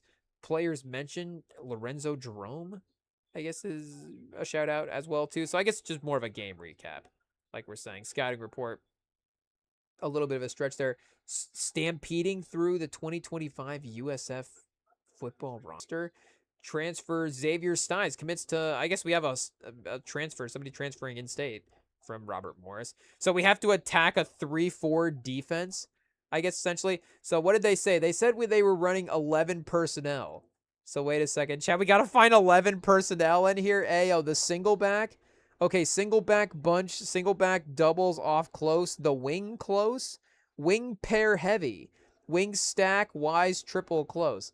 Okay, pistol, I form strong, or goal line. I guess we could just go back and pick a formation out of here as well too. What were they saying? Like a RPO heavy offense? Do we have RPO schemes in here somewhere? Run and gun? Maybe run and shoot? What's the difference between run and gun and run and shoot? Hey, yo. Air Raid Classic, Balance. Ben Kirk's Dimes? Hey, yo, is this like that one guy on Instagram? Ben, is this his site? Hey, yeah, we didn't mean to stumble into that. But we have college football here as well, so we can just run the Akron offense. Oh, this is perfect. Oh, okay, then we don't even have to call Steichen's plays for Akron. Here we go. So we can just make up plays. So they do have some Wildcat. We just start the season by running some Wildcat. Let's run a play action jet sweep Wildcat to start the year and just get everything crazy. Hey, yeah, why not? No foreplay on the year whatsoever. Just straight to the crazy stuff. Okay, featured breakdown. Why off close? So I guess something along these lines. So this is, I guess, the one tight end, one receiver personnel. Mesh spot seems like an easy concept to run first. Though it did say they wanted like quick sideline throws. So this is more, again, throwing into the middle of the field. Though we do have the sideline to the running back, or the go route could go to the sideline as well too. So maybe a fake screen wheel to start the season. Get a little creative. I guess we do have the B receiver. Ayo, he does work his way back into the middle of the field, it looks like. But you do have a block and release here from the tight end, and it looks like Y is also working up the field. Though if it's a fake screen and he's going to bootleg this way, it's probably going to end up just as a check down to the tight end, to be honest. I guess the read is to Y. So is that across the field? They want the quarterback to throw across the field? I guess it's not a bootleg, is it? It's just a fake screen. It's not a play action. So you run the fake screen this way. He could always throw back to the tight end or hit Y going deep. Do we want to run the fake screen on the first play? I feel like we need to get Shanahan would get a little bit more movement before he hits him with the fake screen, I think. We need to bring the defense down a little bit on the first couple of plays. So RPO alert zone. Oh, here we go. This is perfect. A nice little RPO alert zone to start the play call. We got the read here to the running back. He can't hit B to the middle of the field, or we have like this little underneath route to Y, which I guess does risk, of course, a pick six right to start the game.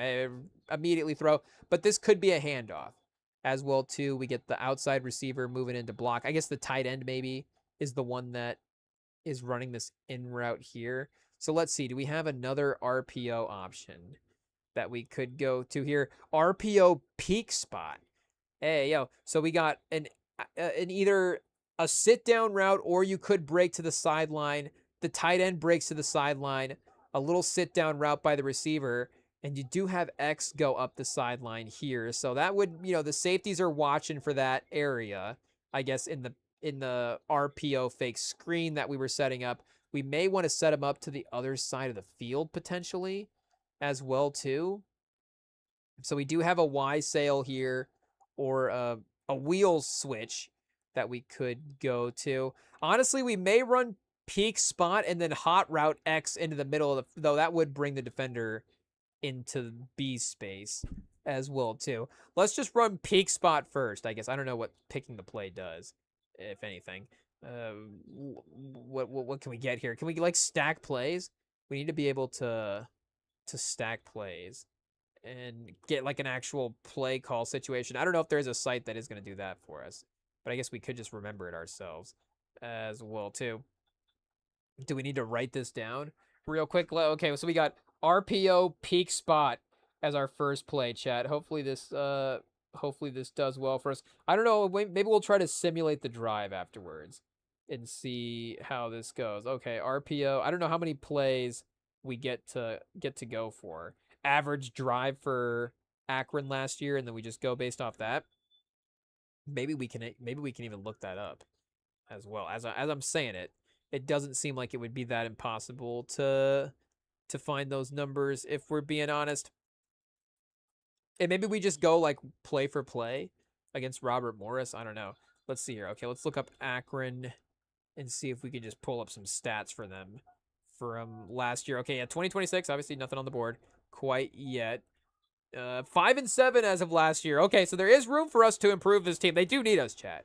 Ayo, Ben Finley, 19-9. Ayo, so maybe some okay efficiency there at quarterback. I guess 51% completion percentage. It's not like, you know, people aren't like probably putting that high up on the draft boards there. And we do have the punter, I guess, logging minus 23 rush yards over the course of the season as well too. Jordan Grant, 1,000-yard rusher, and they have Marcel Williams as the leading receiver. We got a Polk here. We did have Jalen Polk for for Washington a couple years ago. I guess, it doesn't have to be related, but maybe, the receiving what do you say? The receiving position obviously is the same. Pause. We do have a pick six, I guess, here on the board for Malcolm DeWalt. 2 interceptions for him. Sacking leaders, Bruno Dahl with 4 sacks as well. So again, there is obviously room for this team to use some coaching. I guess team stats. I guess let's see what we got here. Oh, first downs, total offense, average drives, 5 plays. Is that what we're saying? 5 plays, average. Average yards per play. Their total average plays per game was like 69, 70 plays per game, is what it looks like. Penalties.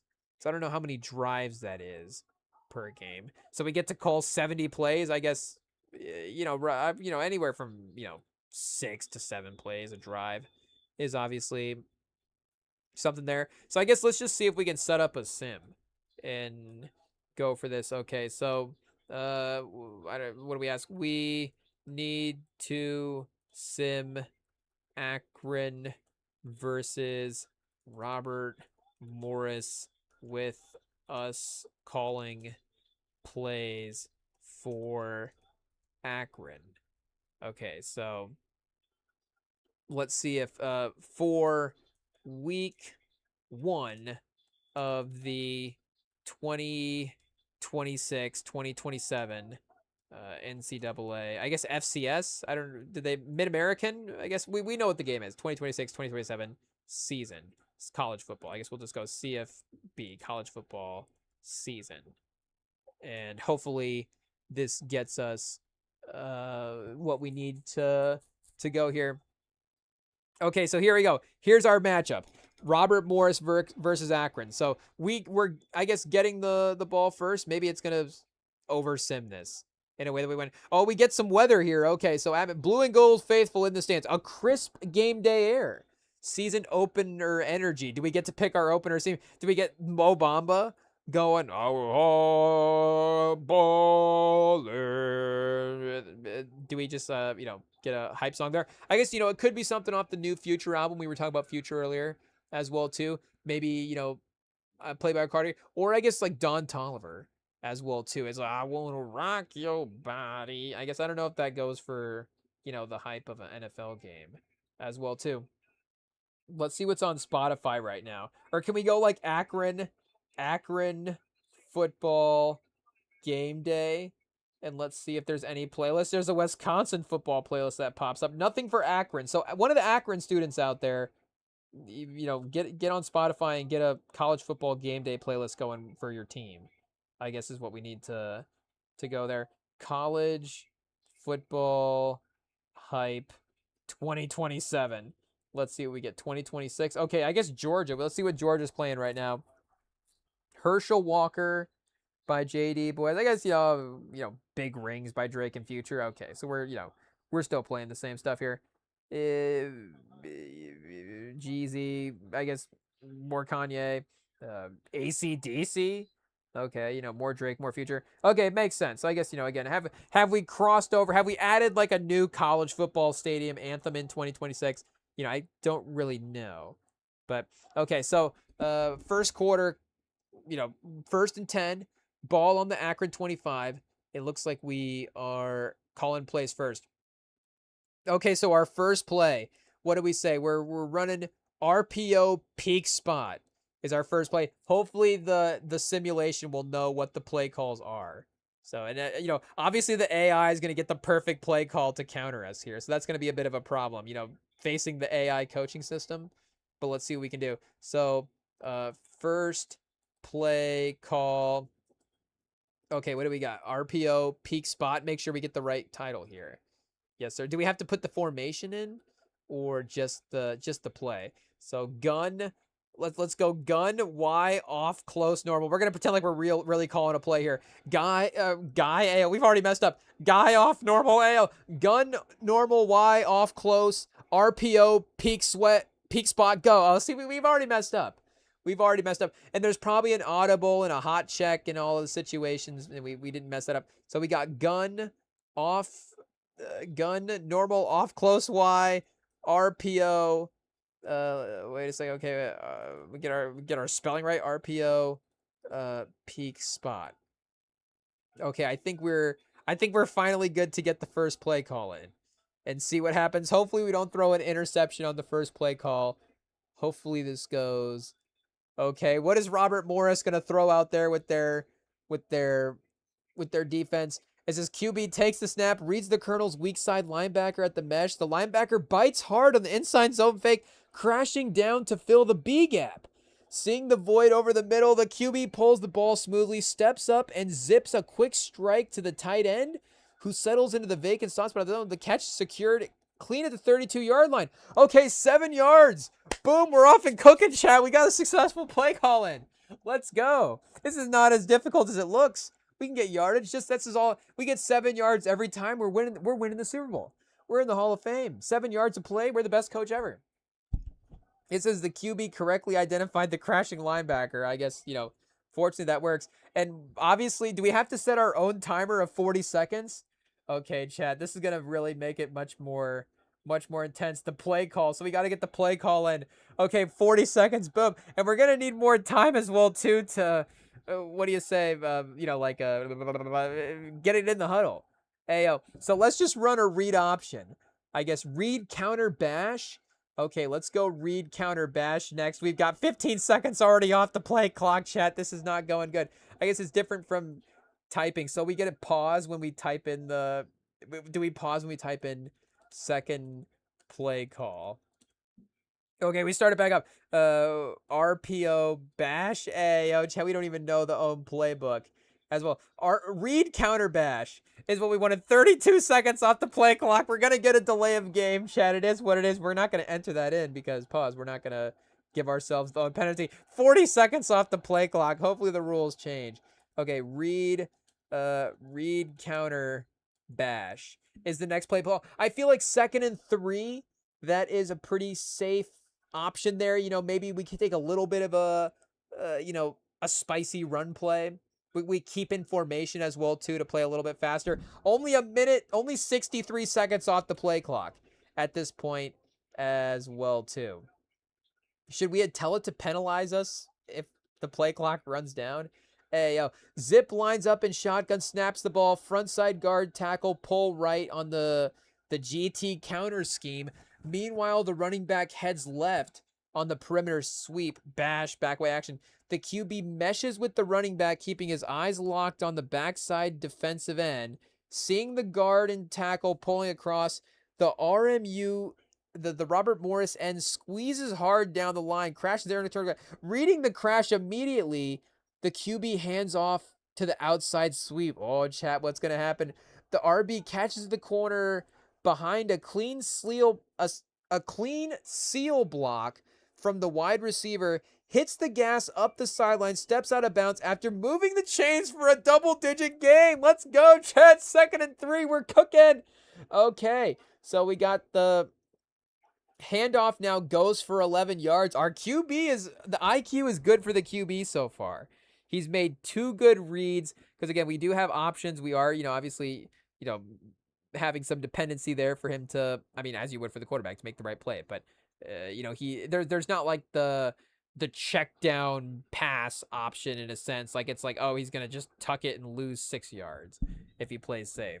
So we did get a first down. You know what? No matter what you say, we did get a first.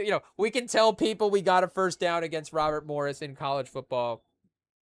The play calling did work at least twice in a row there. Back-to-back good plays against Robert Morris. is some success. Okay, chat. So we got to start the play clock again. Boom. And see what our play call is. This is where game planning and having a good sense of what to do beforehand does make sense. Do we go jet touch pass? Why not? See, this is the thing about calling one drive as well too, is we can just call all the fun plays and then leave Akron to just run a boring offense for the rest of the game. I'm not feeling confident enough to run halfback scissors. Hey, yo. Though this does have a couple of good sideline options, and you know why? Could make his way across the field as well too. Wait, where are we at? What yard line are we on? The Akron 43? Ooh, maybe we run jet touch pass on first down and then halfback scissors on second down. So we'll go next play call. And we're not going to switch the formation because they explicitly told us not to switch the formation and to stick in 11 personnel. By the way, only 52 seconds off the game clock as well too. Another delay of game. But we did pick up 11 yards there, so that would have made up for some of it. But next play call, we've already forgotten the play call. We want the jet touch pass, I guess, is what we were going for there. So, getting some meal. And I guess we were kind of setting them up for that play action as well too. So maybe we hit them with the play action on second down. But and I've lost the game. Okay, next play call. Only 80 seconds off the play call. Jet touch pass is what we've got next. Hopefully, and no interception potential here as well. We're keeping it behind the line of scrimmage, though. It is a little risky, obviously. We are going to want some down the field momentum at some point here. The receiver comes in motion across the formation at full sprint. He crosses behind the center. The QB takes the snap and lightly pops the ball forward an inch into the air. A forward pass touch in full stride. Having set up the perimeter defense with counter bash on the previous snap, the Colonel's linebackers freeze for a fraction of a second, expecting inside misdirection. The receiver turns the corner past the defensive end, follows a lead block from the slot man, scampers up the sideline into Robert Morris territory before being pushed out of bounds. Oh, Chad, look at this. 8 yards. Okay, so official stat completion for the QB moving into opponent territory. We're getting closer to an opening drive field goal. Hey, yo, if we can get some points on the board, they might hire us. The RMU slot corner forced the receiver out of bounds. So game situation, 13-15 left on the clock, 2nd and 2. And now we've made it to the Robert Morris 49-yard line. So we did have that next play call queued up as this halfback scissors, but our play calls are working. We're feeling good about ourselves right now, pause. So maybe we do go back to, what was that other one that we were looking at with the, hey, now we don't even know. Mesh spot? Was it mesh spot? Or maybe it was halfback scissors.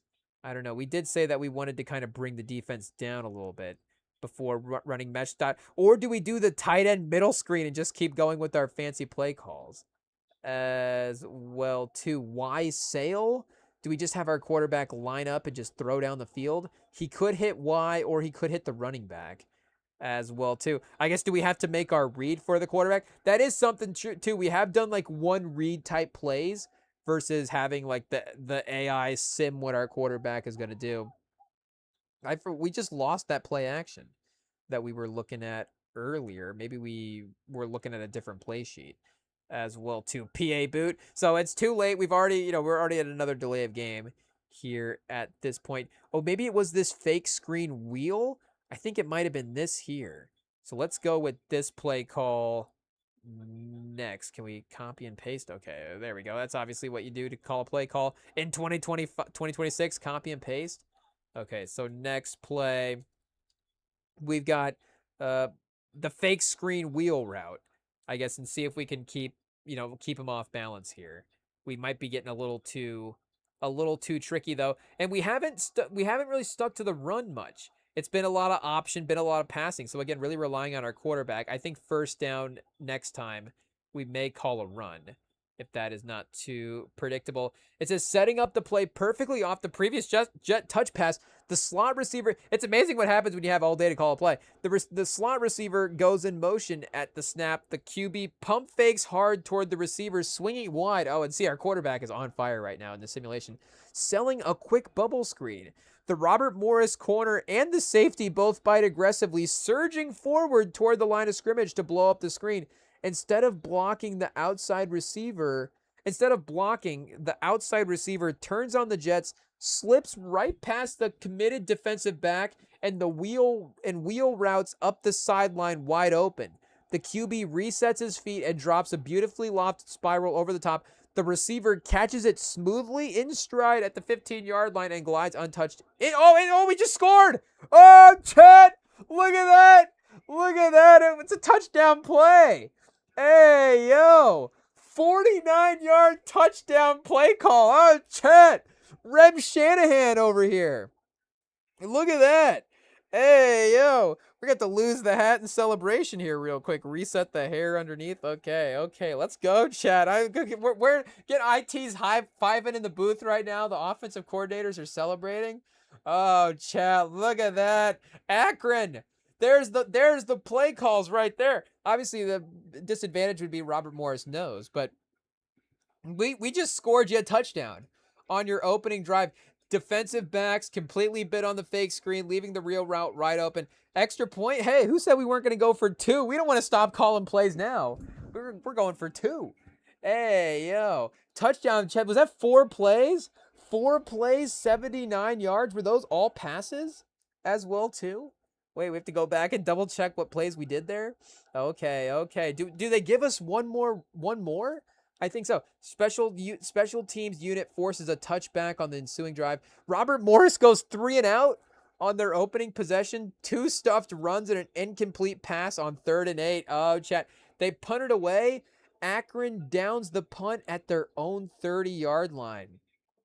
So we've got the ball on the Akron 30, 1st and 10, and the coach is like, I don't know, you're kind of going. Now, do we go with the run here as well? Now, we don't have a lot of plays out of the gun. I guess we're just in the Y off close normal. So what we need to do is take a different gun formation, I guess, slot right weak over, I guess. Okay, so we could go inside zone. Let's get him with the play action on 1st and 10. Do we go with the RPO read Y slide, or do we go with the PA slide? A little bit more aggressive, and you do have the running back, or I guess the tight end kind of going out across. Y lead read option, or the RPO alert bubble. Oh, this is a good, I don't know why I want to model after Matt LaFleur after. Check the tapes. We've never really complimented Matt LaFleur's offense, but now we're going to model our game. We're going to go with like a simple screen bubble pass to start the drive here. So we've got the gun slot right over weak over, I guess is the formation. Okay, so we've got play call. Let's get this in here. Gun slot right weak over. A spider 2, Y banana to the RPO alert bubble is the play call that we are going to go with out of this formation here. Hopefully this does not result in a pick 6. So gun slot right. Again, a lot of shotgun formations, but I think with college we can get away with it. Matt Patricia not on the other side. Oh, what just happened? What just happened here, chat? Hey, yeah, okay, wait. We have to go back and edit this real quick. First play call of the drive. I don't know why it just gave us the schedule for week 1, though it is a good update to go back and remember there. Hopefully you can assessing the play call. I think we're back. Whatever game we were just in, I guess we just took like a commercial break there for a second. Check it. That was like a studio update. Go check on the other scores. Wake Forest just scored, but now back to the action. Okay. It says, Zip snap the ball, pre-snap, the QB spots the Colonel slot cornerback playing nearly 8 yards off the line of scrimmage, giving wide leverage to the inside slot receiver. The QB flashes the mesh with the running back, but sees free grass on the perimeter. He pulls the ball immediately and flings a fast sidearm throw out to the slot receiver on the bubble screen. Outside wideout delivers a crisp physical block on the corner, allowing the receiver to turn upfield, cut inside a trailing linebacker, and drag the defender forward for a solid gain. So again, we're going up the field. It does seem productive. Another 8 yards. Let's go. Second and short. So again, we haven't called a run. In second and short does feel like a pretty obvious place to call a run here, but I think we do have to keep the defense honest at some point. So we could go with the Y lead read option, or we could just go with the straight counter Y, which I think I kind of want to go with just the straight counter, though, again, to keep the defense off the target, I think we may have to go with the lead read option here.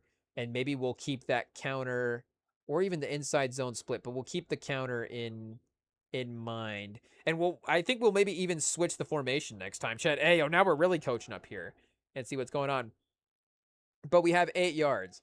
Okay, so next play. And again, we're just trying to get the first down. We're just trying to keep the chains moving. Even if we go up 10-0 here, that is successful. We've got the Y lead read option as the next call. So our first real, like, true run play of the game. We'll see if the quarterback or if the running back gets a situation here. We've got at the snap, the tight end wraps across the formation as a lead blocker through the lead back. The quarterback meshes with the running back, locking his eyes to the backside defensive end.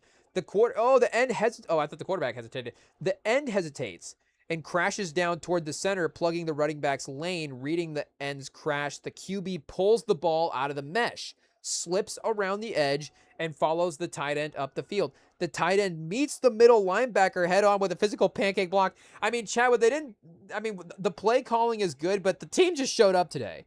I mean, everybody's executing on their blocks. Everybody's getting open on their routes. The quarterback's reading everything. I mean, this is just an all-time performance. Clearing a lane for the QB to turn upfield and pick up a first down before sliding to avoid a big hit. So that's what we needed there. Just positive yardage. 6 yards, boom, perfect. We were just trying to keep it on the ground, let them know that we're running, and then, keep the positive movement there. So I think maybe they're going to find out that our habits are, we're going to call 3 run plays. We're going to call 7 passes in a row, then 7 runs in a row, then 7 passes in a row. But we may call another run. But let's get back into the shotgun here. Let's get another shotgun formation here.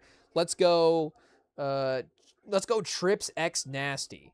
And then halfback off the tackle. We got some simple blocking schemes here with these. I don't know. I do like I do like to pull a blocker in run plays. So let's see if we can find something here. 5 wide receivers out of the gun. Bunch open offset. Let's see, another inside zone, halfback draw. Okay, keeping it simple. Again, the play clock's ticking at this point. We just told NCAA to get rid of the play clock for this one. There's some new rules for this game. It is what it is. Tight Y off.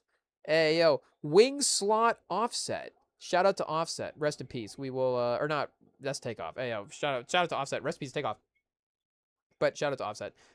Movement inside zone. Okay, here we go. So at least we have something, something with the movement and something distracting here. We don't really have much for a blocker, but something to keep the defense honest. So next play call. Again, we are sitting at 1st and 10. The Akron 44-yard line, which means we are in scoring territory now. We're within 50 yards of the end zone. We are a big play machine with the offense here. And what did we say we were calling? We don't even remember. Movement inside zone. Is that what MTN means? I still have to figure that out from a Madden standpoint. We'll see if we can at least get positive. Again, we haven't even gotten less than, I guess 6 yards is like our lowest play call at this point because we scored in 4 plays at the last time. It's a slot receiver goes in motion across the backfield prior to the snap, freezing the linebackers for a split second. At the snap, interior offensive line gets a monster double team push on the Colonel's 3 technique defensive tackle, driving him 2 yards back into the lap of the middle linebacker. Running back takes the handoff, reads the crease down the A gap, and bursts through the lane. He absorbs a hit at the line of scrimmage, keeping his legs churning, and falls forwards across the midfield stripe for a strong gain. So we're going for another 6 yards there, at least, because we were at, I think, the 44-yard line beforehand. So yeah, boom, another 6 yards on first down. Okay. I almost want to keep running it now as well, too, if it's being this successful. Key block, the center and guard combo, wash the defensive tackle. And then again, the middle linebacker for Robert Morris kind of being a problem at this point. So we don't want to, kind of need to get him moving around a little bit. Let's run a power zero. Hey, yo, that's an old school Madden play we used to love. Or a QB power, QB zone. But we are moving the chains right now with the running. But we're gonna get too predictable if we run and then throw right after that if it doesn't work. So let's throw in movement PA verticals. I do like some of the passing sets out of this. Play action jet sweep is not bad. We go right back to that. Why not? And just keep that same formation, keep that same movement going out of that, and then maybe we can, go back to the power zero after that as well too. Okay, we do have some random spaces we have to get rid of here. Jet sweep, power zero. Oh no, wait a second. We got multiple play calls. I guess we got some audibles in here as well. Okay, next play call, just the play action jet sweep is what we've got here. Though again, the power zero is in that same formation. Can we find power zero in a different formation? Maybe we, motion a receiver across the field is what we get here. Oh, chat, it's done it again. It's done it again. We're going to have to get here and read it. Next play call for the drive is play action jet sweep. So we bribed the refs. They've frozen the play clock. And we're getting the play call in. The slot receiver across in full motion at the snap. QB fakes the jet sweep pass to him. So we did set that up earlier as well too. Defense pulled out of position. QB boots back to the right with a clean pocket. The tight end leaks off his block, runs across the crossing route into the vacant space behind the linebackers, hauls in the pass with room to run. He turns upfield and gets brought down at the 32-yard line. 18 yards. So our offense actually gets better when it gets into the opponent territory. We really get to cooking. Another first down. Linebacker bit hard on the fake. So that is where we were trying to attack there with him with the run stops. So do we go power zero next? Let's say we are running power zero as the next play. There we go. A little different prompt this time just to keep it off its feet as well too. And I am almost tempted to go with the read option. But again, we got to maybe find a different version of the gun as well too. This drive, we're moving receivers around. We're really getting crazy. The Akron coach is impressed. He's like, look at this, drive 2. And we're already calling halfback swing. Looks interesting though. We should see if this play was a success as well too. Uh-oh. Oh, we should scroll down. It just keeps giving us the schedule. And then it gives us the result of power zero.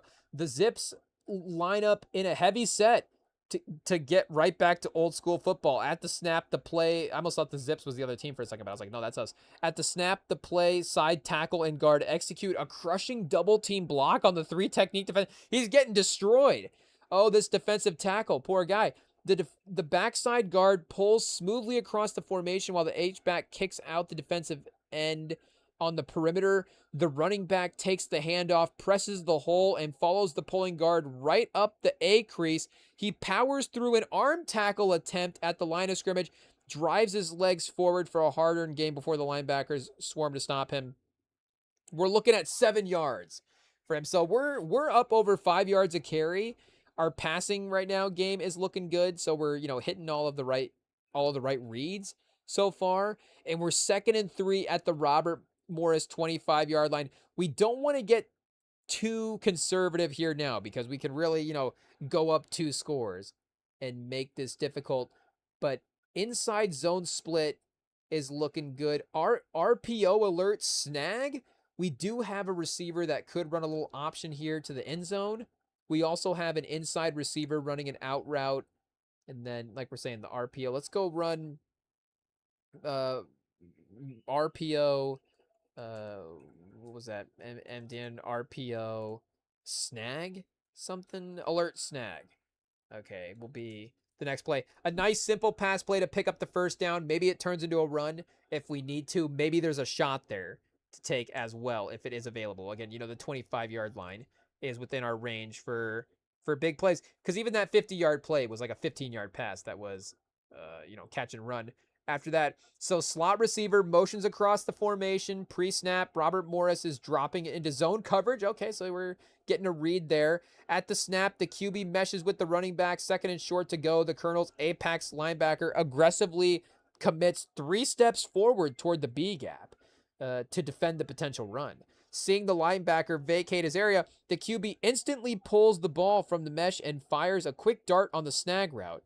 The receiver hitches right into the void behind the drop 8 zone defenders, catches the ball, turns upfield for a quick 8-yard pickup before being wrapped up. So boom, again, we're up the field, another first down.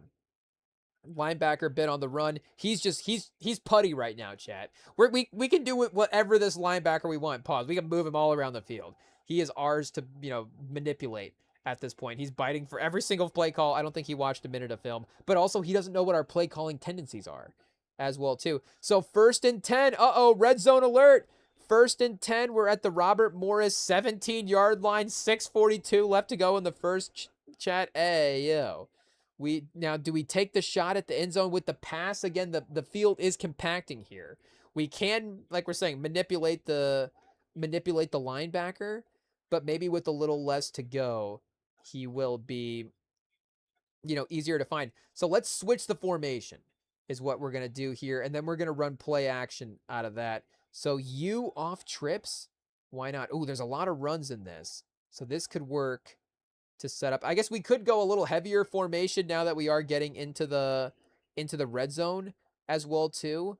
But post wheel shallow looks interesting. Again, we're attacking that linebacker right where we've been attacking before. It's been successful.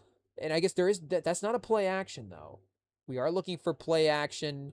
We do get the X receiver, going to the middle of the field as the primary route, and then the slot receiver on the sort of mini wheel route there. I don't know if we want the primary route to be that. Oh, RPO read flat option. And then the tight end could go up for the score, or we have a couple curl routes here. Let's go that. So we got gun you off trips as so we got new play call. Gun you off trips. And then we want that to go into, like we said, RPO read flat is the call here. So hopefully now that we're in the red zone, this can get us, at least a first down or get the defense moving around here. The zip stack, 3 receivers to the right with the U-back lined up off in the backfield. At the snap, the QB meshes with the running back. We're reading the alley flat defender. The defense bites hard on the interior run action as the linebacker, Putty chat. We're nicknaming him Putty. As the linebacker triggers forward into the A gap, the QB instantly pulls the ball from the mesh and flicks a quick pass to the U-back, releasing untouched into the flat. He catches the ball at the 12-yard line, turns upfield, lowers his shoulder to overpower an incoming cornerback at the 5, turns down to the 2. Oh, Chet, we're right there. We can just we can run this in. We can run this in 15 yards. That was perfect. Hey, yo, so we got to go. We do probably have to go a heavy formation here, though. Can we just say hurry up and run? Let's just try hurry up and run and see what happens after this. Hopefully this doesn't make a mistake, but let's see if we can just real quick dive this in here real quick. They sprint up, 0 huddle, catching the Colonel's goal line, defense completely out of alignment, still trying to call out coverage shifts. The QB snaps the ball instantly on a quick count, hands straight off to the A gap. The center and guard straight on the nose tackle. He again has been getting blocked up this whole drive. The linebacker doesn't know what he's doing, creating a crease. The running back lowers his head, hits a hole, plants a goal, touchdown, 2-0, Akron. Boom! Akron, this one's for you. Hey, yo. 2 masterful drives, chat. Oh, man. Look at that. 7 plays, 70 yards. We're up 4-0. Can we get a stats recap?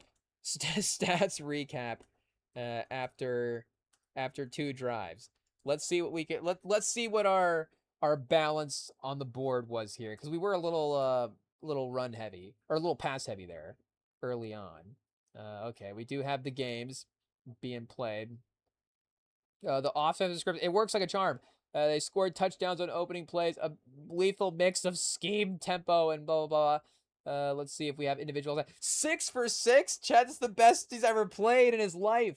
Todd McShay is going to be on the pod after this game opening weekend. He's going to be like, the Akron quarterback's moving up my list. That's the best first half we've ever seen in a while. 6 for 6 for 106 yards and a touchdown. A 303.4 passer rating with the 49-yard touchdown pass. We have team rushing 6 for 39 and a touchdown. So, very solid.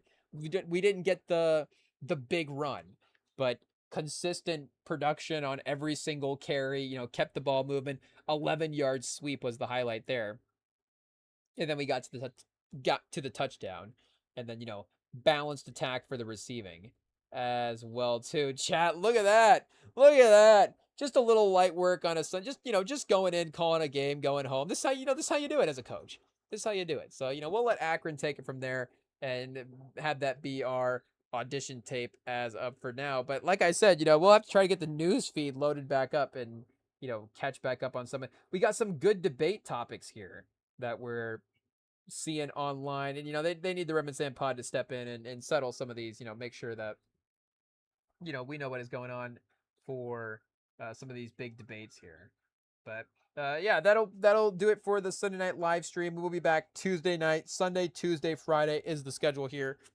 Typically on the Remington pod, we will pop out for a special occasion if it calls for it. But the traditional schedule, Sunday, Tuesday, Friday, you can check in and join us on one of those nights, hanging out here live on the YouTube. Hit us up on the podcast feeds. Hit us up on Instagram as well too, at RemingtonPod. And like I said, we'll see you in a couple days, Tuesday night. Don't forget to join us. We'll see you then. Peace.